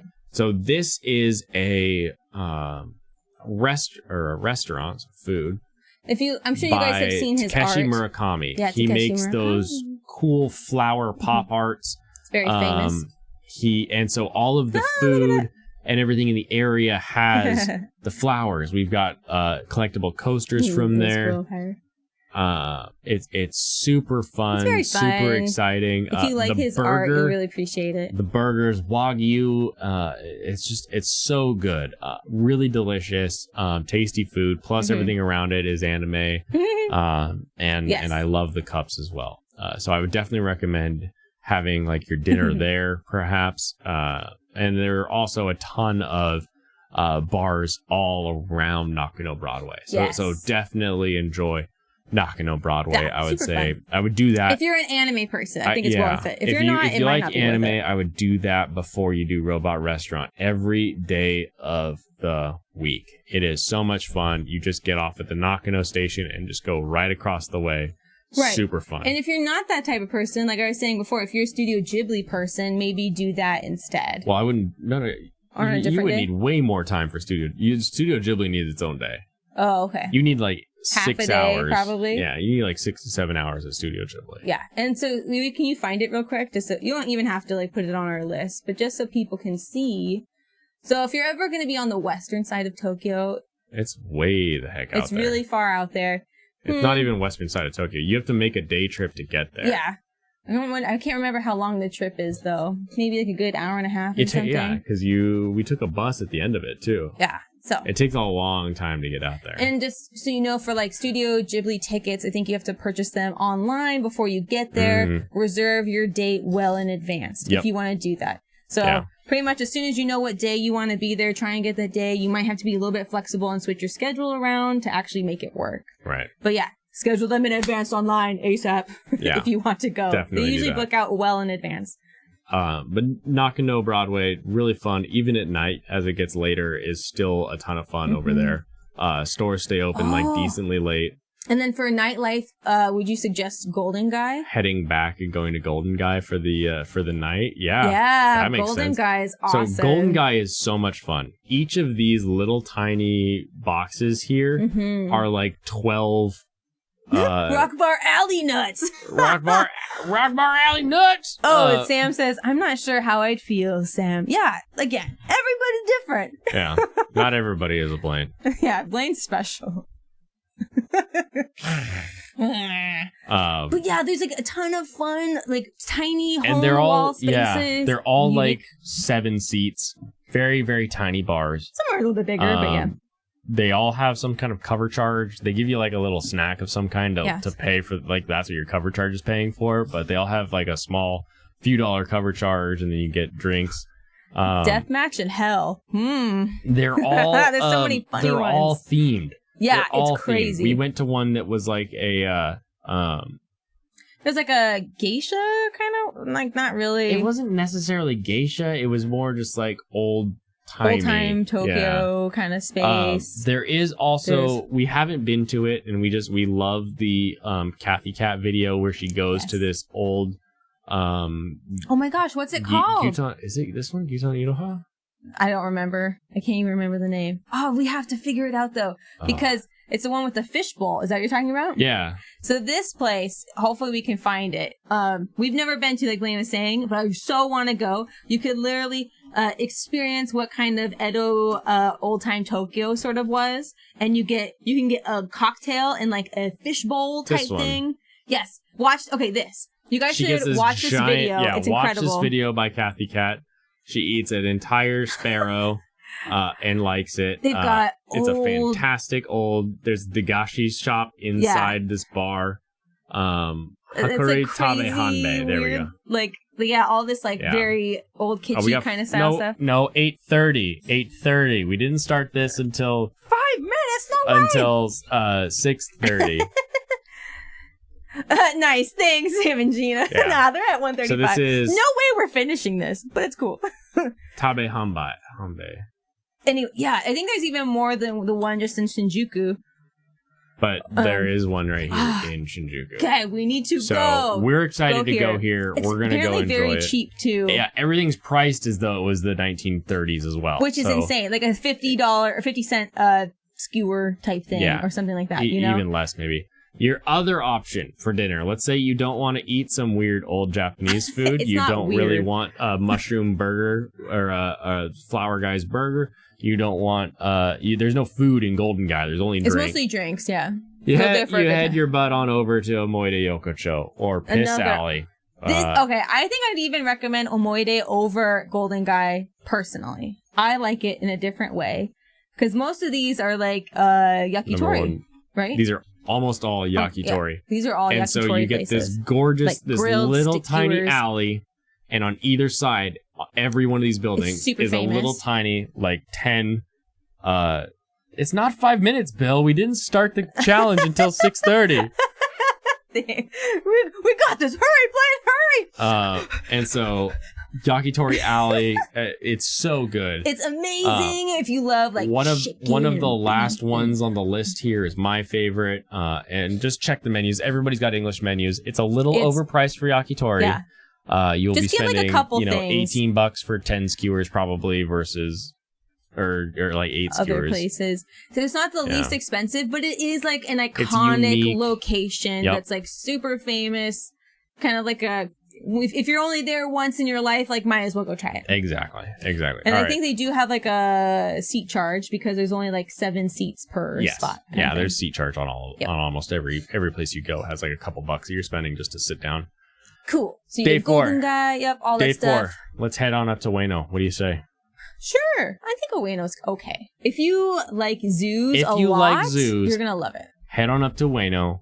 And go to the zoo. Not everyone's a zoo person, though, because I will say, like, you can see zoos anywhere, like, but they do have a unique kind of vibe to them. It's a very specific zoo, and they've got red pandas, and everything about it is fantastic. Red pandas are important, Why obviously. It's a sightsee. It's a sightsee deal. We love zoos. The other thing that's close by Ueno Zoo here is the Shinobazu Pond. And it has boats. Duck boats. You can paddle boat around. It's kind of fun. It's very Japanese. Super ton of fun. Kind of thing to do. There's We're just throwing out random times. You're throwing us off. I'm gonna say 45 minutes. Just kidding. There's also what's that? Ame Yokocho Market is right near there too. Yep. So another little morning market you could walk down. There's quite a bit of like doner kebab and Chinese food, unagi. You can get some good eel if you here. Like eel, try unagi. I never really enjoyed it at first, but now I really do appreciate it. Yeah. I really do like it a lot. Yeah. Super fun, super fantastic. I'd say that like some really good. Minus 47 seconds, and that's number wang. We're on top of it here. This park is the park that I was saying is a location that's really important to the Meiji era. One of the first major battles that occurred with that in order to overthrow that. There's also a cat cafe right next to the Ueno station here, so you could run. What is it? Where's the cat cafe? I mean, we just love animals. Like, honestly, just love animals. Where's Wendy's? Where's Wendy's? Where did Wendy go? I don't know, Blaine. I don't know. Wendy's. But I would go to all of the animal cafes if I could. But I would just be spending all my time indoors with animals. Okay. Nekomaru. Right here. So this is a really good cafe. So you spend some money, you hang out with some cats, and you have a coffee or hot chocolate or something, or sometimes hot lemonade, which is actually really delicious. Or Don't at wine. me. Hot wine, it's actually really good. Hot wine with pepper. I know. So it's crazy. Enjoy your morning. Never had it before. Get some breakfast, and then head on over to Asakusa. I would say Asakusa is really great if you want to kind of enjoy like old school Tokyo. We didn't go to Asakusa until like our 3rd trip. Kind of sad, but I really like it there. Excuse me. Oh, they have that really good okonomiyaki shop there that you could go for lunch. So if you're only doing Tokyo, you're not going to Osaka, I recommend going and getting okonomiyaki at this place because you actually get to cook it and like flip it yourself, which is more fun. Some taro. But yeah, Sometaro. Yeah, they This give you place just is a really bowl good. of batter. And it's actually quite popular, so you might have to Get there when they open. They open at like 11. Yeah, it's really good. And we even like met some friends there, which is kind of fun. Yeah, you would probably pass like. Oh, you want to be there at noon? They open at noon for lunch. Yeah. Yeah, so get there, get your okonomiyaki. If you don't know what that is, it's basically like cabbage, flour, water, and then they have some time and you fry it. And sometimes there's like ham or bacon, and you cover it in sauce and mayo. And green onions. It's so good. Like, love that. So love okonomiyaki. If it's not noon by the time you get here to go to Sometaro, head on over to the Kaminarimon. This is the giant this is really gate. Fun. This is very famous, the largest lantern. Yeah, is it the largest? I think it's either one of. I think it's one of. At least I know it used to be the largest lantern, for sure. So there's this massive lantern in a gate that everybody walks under, and then both sides of this are like, again, kind of one of those farmers market open things, but like little small shops, little small stalls, people selling their own vendor goods, all the way down until you reach the actual temple. Sensoji is a very interesting little Buddhist temple that's over here. You want to pull up a picture of it, or? Yeah, I can do that. Anyway, it's like Blaine was saying, a very nice kind of walk, and you can get a lot of good souvenirs here too, like small things if you don't want to get like massive. Oh yeah, and it's really fun even to walk through here at night eventually too, because all of the gates are closed on the side, and they have usually like really cool murals. These are all the shops that you can shop at. Obviously, lots of tourists. But yeah, Sensoji is a really, really cool place for photos. Very, very good place. And rich in like history and all that stuff. If you're into that sort of thing, you could always get your fortune told there too. Mm-hmm. And if it's like 100 yen or something, kind of fun. You can see if it's real, and like an anime, you tie it up if it's bad. If it's bad, you tie it up and leave it there. Yep. Yeah, there you go. Something cool and only in Japan to do. And then get to Sometaro for your lunch, and then when you're done with that, maybe you look across the Sumida River and you see the giant, the Daikon building and the giant beer of the Asahi. If you're into beer, which I know some people are here, which is great. I think you can do. It's not great. I mean, it's okay. Not Asahi. We're not going to talk about Asahi. I would say go to the Kirin one eventually. Yeah, we'll talk if you about go to that Yokohama. later. So head on back to Akihabara and have yourself some fun in Akihabara. In Akihabara, so you're probably having Sometaro at noon, so you're gonna get back to Akihabara about 1 o'clock. 1:30. So everything will be open. That is the one thing. Everything closes until like 11. So you have to wait for it to all open up. The Activa Culture Zone is one of the first places that I really enjoy. I cannot stress enough. This is specifically for like people who enjoy like anime or Figma or video games, that kind of thing. So like especially Japanese video games. Zone, Nintendo. Super Potato, super fun. It's very retro style games. You can purchase them, and I think that one you can also play arcades there too. There's an arcade at the roof. Very small arcade, and they have dagashi, which is like Japanese like snacks or the like candy that costs like candies. Like 5 cents. Yeah, like super cheap candy and snacks and things like that, and soda. I should make this into a yellow.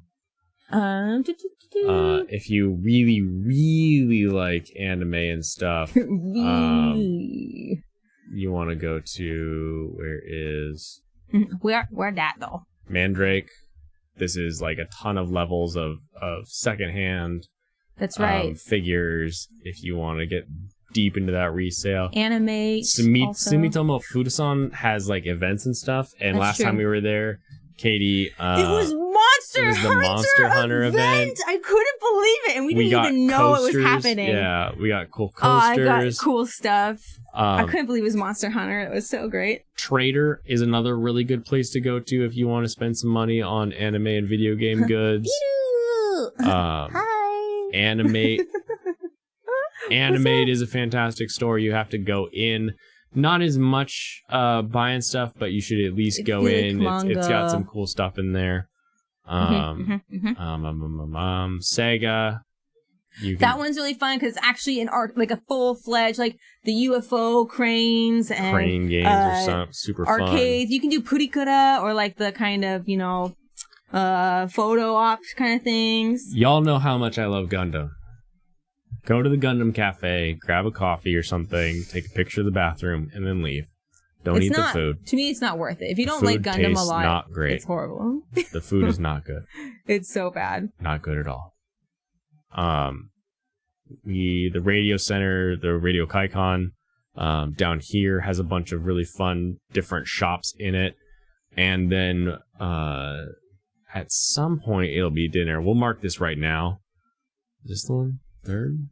Gyukaku? Is that what it says? Oh yeah, it is. It is. So Gyukaku, this place. Need this. Yeah, never. You and anime lover, never. This place is amazing. Buttons. It's so good if you love beef. So we're beef people, obviously. We've had beef dinner for twice these times. Wait, this isn't it. No, that's not it. Hold on. I don't think this is. You're in the right place, Blainer. Beefer ball. Definitely in the right place. Gyukaku Japanese barbecue. I can't remember what it was. Gyukatsu Motomura. Here we are. Thank you. We are. Gyukatsu Motomura. It's in the basement. Oh, it's temporarily closed. Oh no! Maybe it's for COVID. I hope it's COVID closed. I hope this place comes back. Yes. I hope this place comes back. It should. It's like because what they do is they freeze the beef, batter it, and then fry it, so you get crispy fried on the outside, raw beef on the inside. So you get a plate of raw gyukatsu. So it's beef katsu. You can watch my Kanpai kitchen on how to do tonkatsu. Same idea. And then you have these little heating clay guys that you cook it on. You sear it to your doneness level. It's awesome. Everybody has their own, and then you dip it in a dipping sauce, and you eat it. Look at these guys. They're like, photos. So good. It's so good. You have to wait depending on like how many people are in front of you, but it is so good. Yep. So good. If you want anything deep fried and delicious, there you go. That is what I would recommend for a dinner. Where's Tara's house? Hello. Where is Tara's house? Yukon? Nope. No. Oh well, it's right here.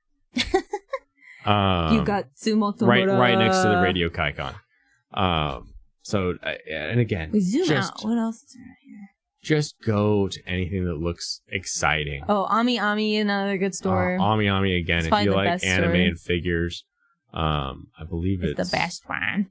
Yeah, because here's the Culture Zone. So it's right here. Here's the Ami Ami. So this is the end of day 4. We're just kind of like shopping around and stuff? Yeah, okay. You're just shopping. You're exploring and enjoying Akihabara. Cool. That's what I would do on day 4. Day 5. Do you want to do a day trip? Do you want to go to like Hakone? Let's get our butts to Hakone. Or Yokohama? Okay. So we love Hakone. Hakone. It's our best performing YouTube video. It's also our oldest. It is the oldest, so that's why. So Hakone is this fun little town that's way down here. It's up, actually. Isn't it up? No, it's south. It's south? Oh, for some reason I thought it was north. No, it's way south. See? Oh, yeah, so there you are. It is a heck of a train ride. But what's cool is you head over to Shinjuku Station, you buy your Hakone free pass, which is like $50, and everything is free for you after that. If you go to Hakone, you should and absolutely must. You should get the free pass. The train in is free, so you get down to the station. Well, you paid for it, so it's paid for. It's included. It's included. And then you get on the Hakone Yumoto train, and that takes you up the mountain side. It's a really switchback, fun mountain train ride. It's lots of good. Like we went in the summertime and it had lots of good hydrangeas. Hydrangeas are beautiful up there. But lots of fun nature to kind of look at through the train ride. That takes you up to Gora. Yep. From Gora, you then take the ropeway. I know it sounds like a lot, but it's really worth the travel, in my opinion. I think it's fun because you get to see a different side of Japan other than the city and like the it's like a little bit out walls. There. You get to see a little bit more nature besides the gardens, you know? Like it's just something different about being in different atmosphere. And you get all the way up to Owakudani. You get to like look down. So is this the part where Owakudani is? This is Owakudani right here. So then you go over the valley, and then Owakudani is the actual volcano itself, right? That's just the Valley? area. No, it's not Hell's Valley. Oh, okay. That's Jikakudani. My bad. Yeah. So it's really cool. It's like very sulfuric because it is a mountain, stinky. And you're on a volcanic mountain. You're on a volcano, yeah. Yeah, it's really cool though because I don't know. Google it because it may be closed. Make sure it is open. And then you continue down the other end of the ropeway to the Lake Ashi. Hakone is also where Evangelion is from. So the Eva store is here in Hakone. The Hakone shrine is one of those giant torii gates on the water. Beautiful. This is a very small, quaint town you can go visit. Like so small, and it's nice to kind of see this like romanticized kind of version of Japan where everything's just like really quiet and like in the Hakone shrine, like people are saying, it's so cool. It's on the water. It's like such a beautiful like photo opportunity. Oh, totally. And then included in your free pass, you can do the boat ride, right? Yep. You can take a boat from this end all the way down here. It looks like a pirate ship. It's a ton of fun. It's fun to go on the boat. Also, the buses are included in your pass, and the bus will take you back to the main area. The one stop that I would say that you should make as well is Yunesan. You get a number of the I think you also get a discount. Areas. You get a discount with this too. I was saying there's a number of them that you get a discount with. This is the one that we chose, and it was a ton of fun. It's really fun. It's much more of a theme park than an onsen. Specifically. Because there's are wearing big pool area with bathing suits. You can go outside, and there's these giant slides, but all of this is like hot water. It's not just like warm pool water. It's actually like hot onsen water. And that part where it actually shows the onsen, unfortunately, there is a naked onsen area. So if you are iffy about being naked in front of people, just stay out of that area. Just go to the pool areas. We did the fishies that eat you. This one, there's like sake. Oh, I clicked one. Oops. There's one that's wine bottle. Hey, Estaro! Eva 4 movie 1. Exactly. I know. We miss Evangelion. There is one of the baths that is full of wine. One that's full of sake. So those are actual. There's one that's full of coffee. Those are baths that you can go to where you are, co-ed, wear bathing suits if you want to kind of have more clothes on, that kind of stuff. Obviously, they're talking about COVID-19. Oh, sorry, the no place, the no thing. Virus. Onsen. I have a feeling this is going to be the actual onsen, though. Okay, this is the actual. So it's the actual onsen where you no clothes allowed inside. Yeah, you could do private baths. That is another option too. So, like, if you want to enjoy, that's nice. You get like a little rest area and stuff. Oh yeah, they have massages there too. A lot of fun omiyage stuff. So it's very like like a sulfuric kind of goods. If you're into like beauty, there's a lot of good beauty products there, like actually natural from the sulfur from the volcano. Yeah. Anyway, it's a fun place. You guys should like look into it, see if it's for you. Hakone. Yunesan. And if anything, like you could rent out a private bath, like I was saying earlier, if you want to like, enjoy something with just your significant other or your partner or whatever, or family even, and just have you guys be in there and not be surrounded by strangers and stuff like that. So you can still enjoy the onsen in a way. Cool. Hakone is awesome. There's cats that roam around in the wild. Like, there's fun things. There's cats that roam around everywhere, though. That's true. But, like, even more so, I feel like, in Hakone. Yeah. So there's a lot to see here. So there's a lot to see. Like, there's a lot of food. It'll be good food, and then you leave there. So that's your Blaine's trying to rush through this because we have 15 minutes. We gotta go. We gotta get this done. 2 more days. We've got 2 more days to do. No way. You want to do Yokohama? Day 6, you want to do Yokohama trip? Guess. Done. Yokohama trip. We're trying to rush through it now. Go to the Kirin Beer Museum. Yokohama has a few interesting things in it. So you take, once again, train down to Yokohama. Probably in a good hour Yokohama is the largest Chinatown not in China. Yes, the largest Chinatown as in far the world. as like Chinatowns are concerned. Yes. Yep. So if you love Chinese food, highly recommend it. Lots of fun, kind of like Chinese like memorabilia, like what's his name, Bruce Lee. Was there? Yeah, I saw some. Yeah. Oh, I just remember all the Zodiac animals. And then all of like the really good like roast pork and everything. There's a lot. There's good street food there. So you 5 minutes. You go to the Kirin Beer Factory. I could listen and talk about Japan all night. And then you could look and you could watch. I saw this place in Sophia Nygaard did do a video on UNESCO. That's right. So the Kirin Beer Factory, super fun. Definitely go there.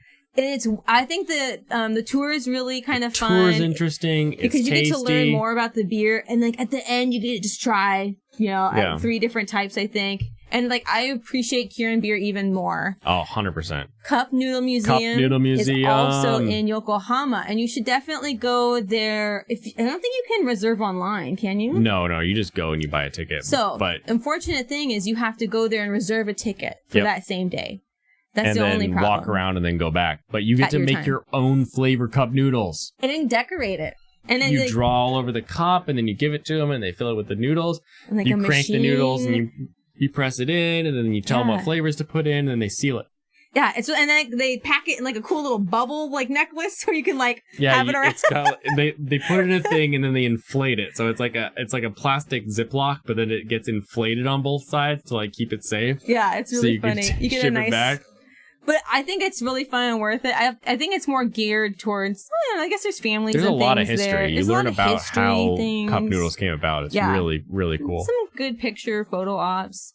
But Chinese food? Yeah, let's talk about Japan all night. Awesome. Traditional nori. Yeah, so there's actually really good Chinese food, which is funny because when you're in Japan, one thing that you realize is like all the food around you is Japanese food. Even the American food is Japanese style American food. A lot of it the Hamburg steak, the French fries, everything has like the Japanese twang to it. And so you'll start getting this like hankering for home food, whatever your home food is. Like for us, it's just the access to other foods, like getting Penang curry in Japan. Don't even think about it. Don't even think about Penang curry while you're over there. You could get it. You totally can. I'm sure Where? Where? I don't know. We've been 6 times and I've never seen good Thai curry. Okay. But have you seen pad Thai? No. I bet it has to be around somewhere. It has somewhere, to be. Maybe. But it's not like readily available as far as we know. Yeah. No, it's not readily available. So going to a place where you can get Chinese food is like really fun. Really cool, very fun. Chinatown. There's like the big main area, but it's one of those areas where you start walking in and you're just like, holy crap! Look at all this stuff. There's so much to look at. Because like Seattle has a Chinatown. It's pretty small. It's nothing compared to this. This is like absolutely nothing. Massive. This is such a big, huge, crazy area. There's some history here with these red brick buildings from when Yokohama was like the major port town. That's right. There's a giant Ferris wheel. Cosmo World? If you're a huge fan of Full Metal Panic, this is where the giant robot that had to be moved with the Lambda drive was running amok, and the Arbalest was able to We only have 10 more minutes, just so you know. So I would come down to Yokohama, enjoy yourself, head back up to Akihabara, and enjoy more Akihabara shopping. Hit up a more shopping, more for dinner this night. I would or dessert this night. I would do a Maid Cafe up in Akihabara. Oh my gosh, Maid Cafes are so much and fun. I would specifically do. I won't lie, they can be a little bit expensive because where is Maid Riemann. All roads lead back to Aki. It's so true though. Classy. Wait, is it? People keep asking what traditional and Irish dinner is, and I just tell them to get Chinese and some cigarettes. This is the Maid Dream in Akihabara. We used to have a friend that worked here, Ocha. We say that she's our friend, but she was really just she's a maid. She was the maid that worked there. That we went there like twice, and she was there both times. She was so she's like and our maid now. And she remembered us, so like now we have a maid for that time. So good. So definitely do that. Go there. It's really fun. They do like cute, like magical girl things, and everything's very cutesy and like, like Master and Mrs. and all that kind of stuff. Day I think 7. it's really worth it. So okay, we're gonna finish. This is a day that I would potentially swap with Yokohama. This is my favorite area. I love Odaiba. Odaiba is amazing. So you'll get on the train, you'll come down here to the Shiodome station, you'll switch over on a different train onto the Rainbow Bridge, and you'll come down, you'll go across this Rainbow Bridge. It's a really fun train ride. 100%, I would put this in for day 6. Do that instead? Instead of don't change it now because then we won't finish. We can just add a day. But I think this would be a great place and is almost the on its greatest own. Day. It's really fun because you come in, you get out of your of the train here at Daiba Station, you walk down, and there's the Unicorn Gundam statue. And it does like crazy stuff. It lights up. It goes into destroy mode. There's people shouting.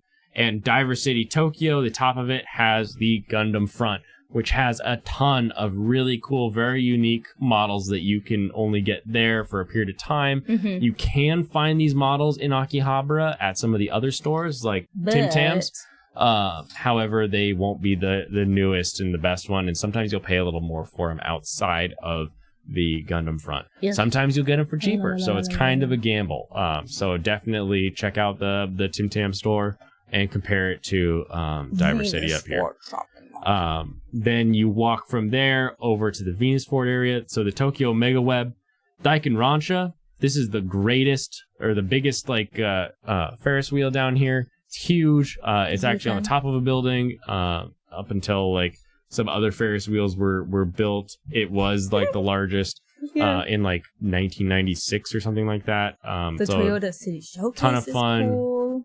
Toyota City, and that's coming from someone who's not really a big car person. I'm not a huge car person, but I think it's really cool because it's like it's like history, but also I think you can drive a car. Do you need your license? You can drive a car. If you have your international license, you can drive a car. It's cool. Can on an actual closed course to test drive it.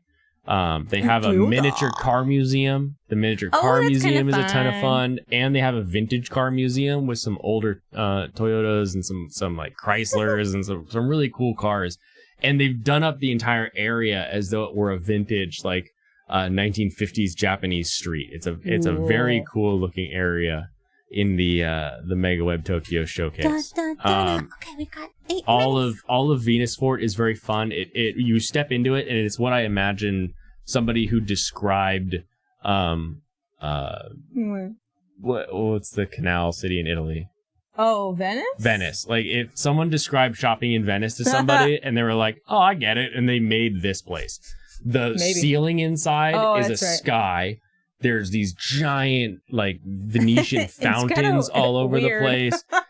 It feels super strange. You're like, what am I doing here? Why is this all painted like we're outside? Yeah, it's really the weird. whole place feels like you're outside. So definitely, check out some of the food that's in there. Team Lab Borderless is here. I think it's cool. Team Lab Borderless is amazing. It's if you like to take pictures and have more of a photo experience. Because it's always different rooms have different projection themes. It's a digital art museum. Yeah. And sometimes you get to touch the wall and certain things reacts change to you. To whatever you're doing. It's well worth it. We probably spent a good 2.5 hours there. Probably too much time. Yeah. But we had a lot of fun taking photos and all that kind of stuff there. And when you're done shopping for Gundams, you're done shopping for clothes, you're done looking at crazy art, walk yourself on down the end of this. All the way to the end to Odaiba, Onsen Monogatari. This one's really fun. This is the coolest onsen in Tokyo. That is not an actual onsen. This is the coolest onsen that's not an actual onsen. There's a lot of these bathhouses that design themselves to look like onsens in order to have a place for people to go if they don't actually have a hot spring near them. She's like, but this is the coolest one that is not an actual hot spring. And the reason it's cool, I wonder if they'll show it, the amusement. Oh, yeah, the foot bath. So the inside is designed like an Edo period festival. It's really like an outdoor a giant clock, there's lanterns, they do dances. If you've watched anime and they're walking around in yukata, so I guess we should start at the beginning. You walk in, and you pay your money, and you pick out your yukata and your obi color, and they give it to you, and then you go into the next room, and you take off your clothes, put on your swimsuit, and then put on your yukata, tie your obi. I don't think you wear walk swimsuits here, though, do you? You do in the main area. Oh, okay. Or at least like your underwear. And then so you're walking around this festival in your underwear with the yukata on. And so you got a yukata, so it's all good. I know, and then it's just like a Japanese festival. It's really They've got fun. the yakisoba stands. They've got the big tank of water full of little like plastic balls, and you try to use the paper net to pull out all the balls into your cup. They've got little hard candies with shapes on them, and you try to scratch out the shape with a safety pin. It's fun.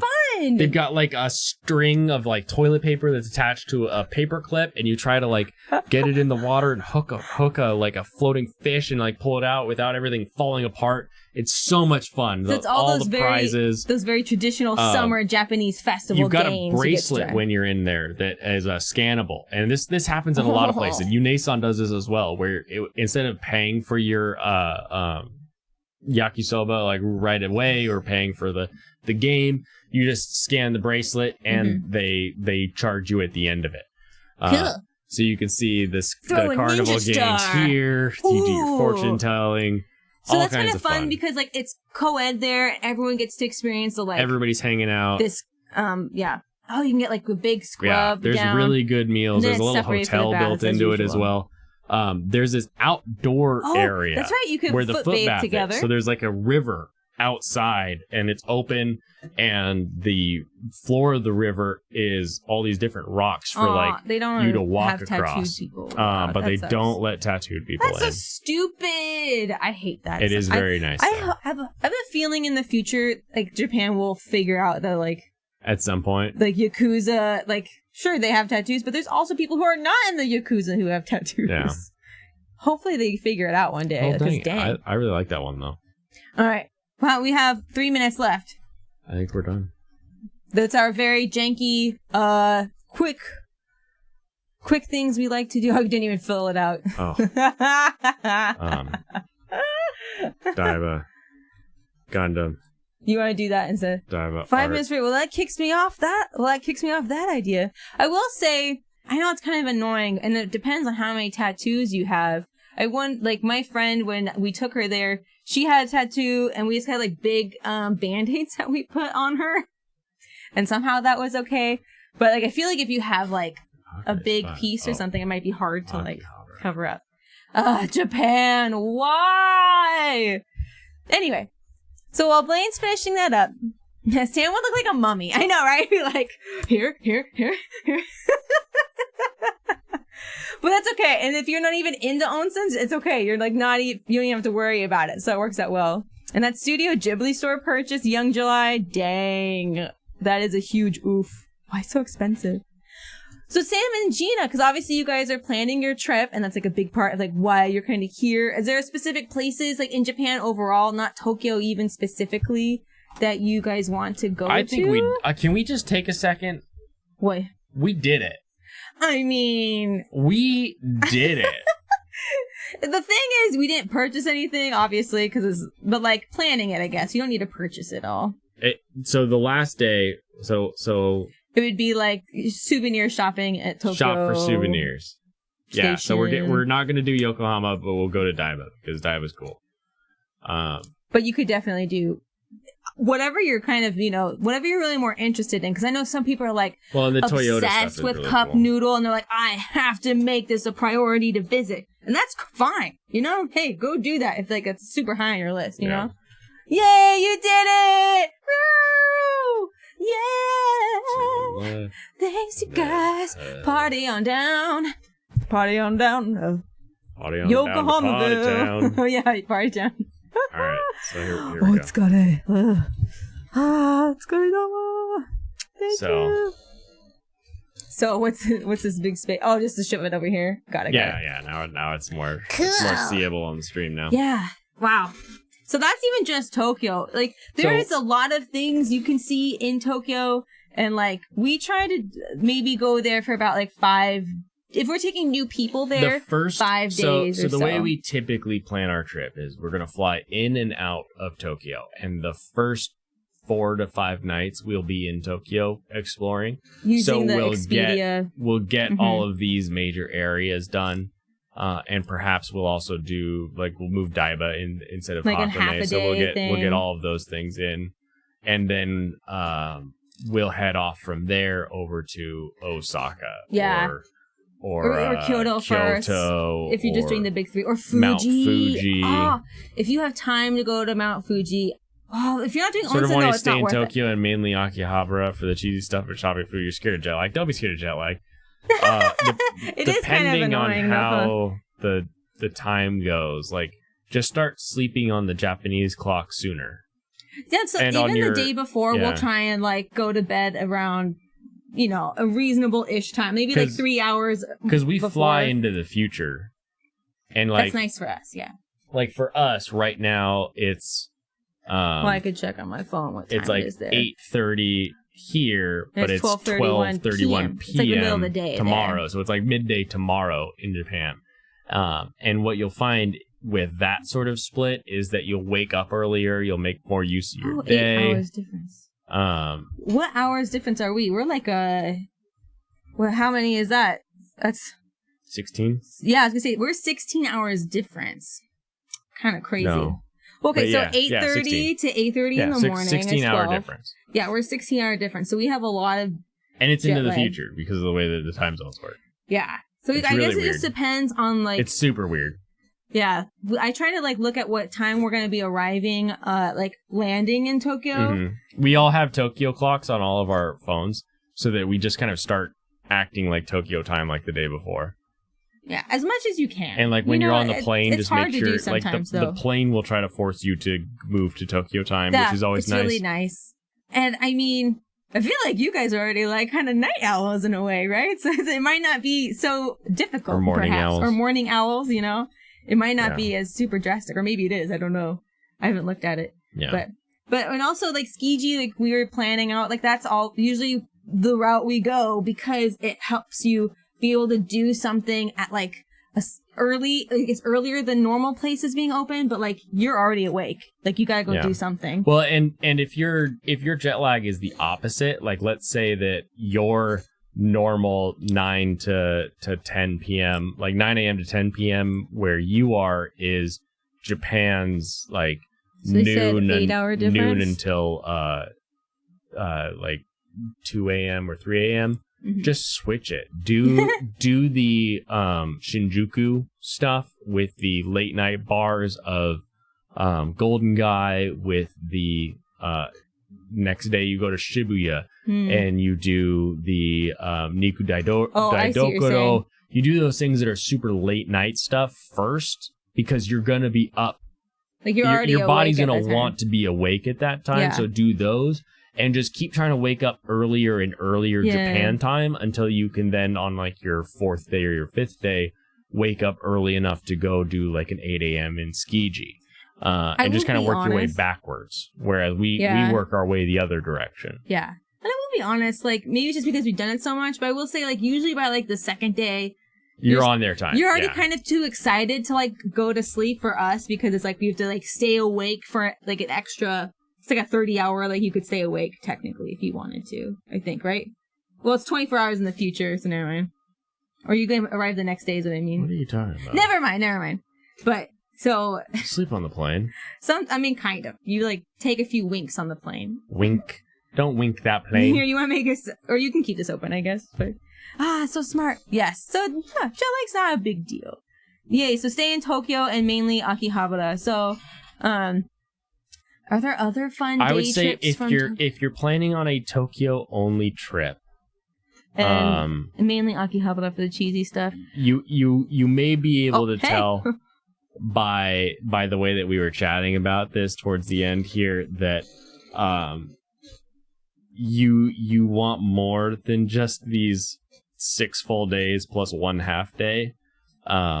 To see everything. And take your time because, even if you're doing all these things, you might 11 days. Kind of rushed, 11 days in maybe. Tokyo, and you still won't see everything. Yeah, we go every time, and there's always more to see. There's always new stuff to see, but I think that 10 to 11 day is like the sweet spot of going to all the locations and getting to have like a day trip to Hakone. I was gonna say, woo, and I'm back. D-Rocks, we just finished the challenge. Woo! Yeah. I'd be happy to do a day trip or two somewhere else, obviously. The Hakone day trip. That one's pretty fun for the Unison if you want to actually have a Yokohama day trip is good. If you have the days, if you can do an 11 or 12 day trip, taking a day trip or a day and a half up to Mount Fuji is very fun. I think Fuji's excellent. Do you guys like roller coasters? If you guys like any sort of theme park, you absolutely need to go to Fuji Q Highland. Yeah, it has record-breaking roller coasters. Yeah, make us small and take us to the Fuji Q Highland because, and also like Mount Fuji, it's Mount Fuji for crying out loud, you know? It's like iconic. Kawaguchiko, right, is the lake? Is that right? Yep. Yeah, it's super beautiful. Like you don't even have to like enjoy the onsens, but that's usually what because it's a volcanic mountain. It's usually what it's famous for. Well, but Konanso. Fuji Kawaguchiko has this fantastic thing known as the private onsen. Yeah, which we were kind of discussing earlier. So these are like high-end, kind of almost luxury type of hotels. People come out and meet you as you're walking in to take your luggage to your room. It's expensive, but so you're gonna spend a couple $100 per night, or probably $200 per person per night. Does that include food, right? And it includes your dinner. And the dinner is amazing. It's like you have your own personal not chef, but she's like a maid. What would you call her? Your own personal mama-san. And she's like there walking you through the courses and like cleaning your plates away and bringing you tea and your rice. And they're usually, I feel like it's such a popular tourist town. They can speak some English. These big kaiseki dinners. You need to do kaiseki dinner at least once because that's a super traditional Japanese, like the way to enjoy. Each item is its own like separate little piece. And it's usually a very good celebration of what's seasonal and what's local in those moments. Yep. I will say you will not be able to choose your food because it will just be coursed out for what the chef is making that day. So if you don't like fish, there will be fish portions, there will be meat portions, there will be other things, But we had kane miso, we had crab miso, we had that's still fish, I think. Or that's still fish, yeah. The first day we were there was like sukiyaki. So it's like that's what it was. Grill your own meat and vegetables and things like that. Good. Kaiseki's my most perfect experience in my 27 years of life thus far. It's so good. Exactly. It's like it's so good. It's art it's food in art form, truthfully. Yep. And like I mean that's kind of romanticizing it a lot, but it's like the way food was supposed to be like appreciated and made in a way because it's like. And then breakfast is just an all-you-can-eat buffet. You take your time. Yeah. It's so great. All-you-can-eat buffet. And this hotel specifically where we stayed was awesome because I think you had the lake view and we got the lake view. And then you could also have a room with a mountain view. And there's look at the foot bath, the bottom left. Yeah, there's an outdoor foot bath. So this is the private bath. So the private baths all had views of Mount Fuji. So this is just you get the key. It's incredible. They give you the key, and then you can go down and use the little private onsen room. Did it cost extra? I forget. Okay, no, it's free during certain times, but you pay more, or you pay for it if you want it outside of those times. Yeah, and the roof has a foot bath, so you can go up there and just rinse your feet and look at Fuji. Awesome. And there's a cool binocular to look at the moon. It's beautiful. So good. And it's nice to see like a slower pace to Japan again. Yeah, again, smaller town, more nature. And it's not even like small town. Like we've been to some small towns. Like it's like population than Tokyo. Few dozen. Like yeah, but smaller. But it is much, much smaller, much quieter. And then if you scroll out, what's that famous park that we've actually never been to? It's go down. The Tenjin Park? No. Yeah. Is it that one? Yes, it's this one. Don't question me. I don't think this is the park that has the cherry blossom rose. The famous one? Yes. That's the famous one. Oh. Oh. Why are you sad? I don't think that's it. Why are you sad that I'm I'm right. You're right. It's like that famous photo, right? Where it's like the Fuji in the background. No, it's not this one. It's not this one? You're not talking about the big Fuji? Kengen Park or something like that. Kengen? Oh. It's like... You're talking about the one that's like across the way. Yeah. No, never mind. We've never been there, Blaine. I know we've never been there. I'm pretty sure. It's like right where the train lines meet in a way somewhere. Over here? Oh, I think so. Anyway. Wait. Don't worry about it. I'll try and figure it out. Over here? No, don't worry. Stop it. Never mind. But anyway, talk about Fuji Q. Over here? Talk about Fuji Q. Wait. Do you know what I'm talking about now? Over here? Stop! You're the worst! Fuji Q Highland Resort is really fun. There's a few different ways to do it. You can go to Fuji Q Highland, buy a ticket, and enjoy the day going on roller coasters. Last time we were there, they had a Naruto land. They always have an Evangelion section of their theme park where there's some really cool Evangelion merch. It's so much fun. This place has the steepest roller coaster, or the fastest roller coaster, the fastest unsupported roller coaster. Like it's got everything. All kinds of stuff. And the Fuji Q Highland amusement park is also attached to the Fuji Q Highland resort. So there is a hotel you can stay at. So you can stay here at the resort and get early access to the theme park for a discount. And then you also get access to the Fujiyama Onsen. So if you want to have a different type of an onsen experience. I found it. Arakurayama Sengen Park. This one with this I'll view. Look that up in a second. Yeah. So you can stay at. It's much more like the like a Hilton or like a really nice Four Seasons type, where it's just like a nicer hotel overall. And then you've got the onsen you can go to, and when you get to the onsen, it's much more traditional. And this giant, really cool theme park that you can enjoy. It's so good. That feeling when you want to watch awesome people stream, but it's 4 a.m. Yeah, I know. That's like crazy. How do you guys do that? I literally cannot fathom. I'm like, even here when it's like 11, I'm like, oh, Blaine, can we go to bed? I'm already asleep. I know. Usually. You're like, you had to be up at 5 a.m. So it's like, it's crazy. But thank you guys so much for sticking around. We're just going to show off this probably one last place. And I think tomorrow, I haven't looked at the poll yet to see exactly what we're doing for tomorrow's stream, but it should be good times. It's a variety stream. Probably doing some worse games. I don't know what. We're weird. We wake up at like 2 p.m. So it's cool. Oh, okay. Well, then very good. But this Sengen Park is very good for this is that very famous cherry view. Yeah. You've got the pagoda that's in the different pictures that people will take. We've never been here, so I can't really give any recommendations about like how much time it's going to take you, but it's very, very popular for that Fuji view. Popular. Fuji view. Worst Games won. Oh, Worst did it? Games won. I had a feeling it would. Thanks, that'll be Bill. Fantastic. Oh, great. I'm excited for tomorrow. I think I gave it until like 8:30 or something. Which was 15 minutes ago. You ran a poll that's received votes. Cool. It won. There you go. Oh, dang. It won by a lot. It wasn't even a contest. I wish I could see who voted, but you can't. Twitter is weird like that. Poor randomizer. Aw, you could play that for fun. I'll just play it for fun. There you go. I'll go fishing. Awesome. Wow. I can't believe we did all that. We did that. In 2 hours.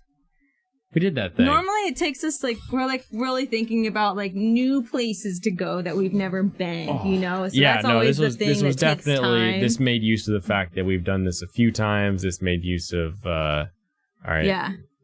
Shit. We've lost 2,000 frames. It's crazy. Yeah, and I'm like scared to like use that background ever again. I'm gonna change it. There we go. Awesome. Worst Games win. Yeah. So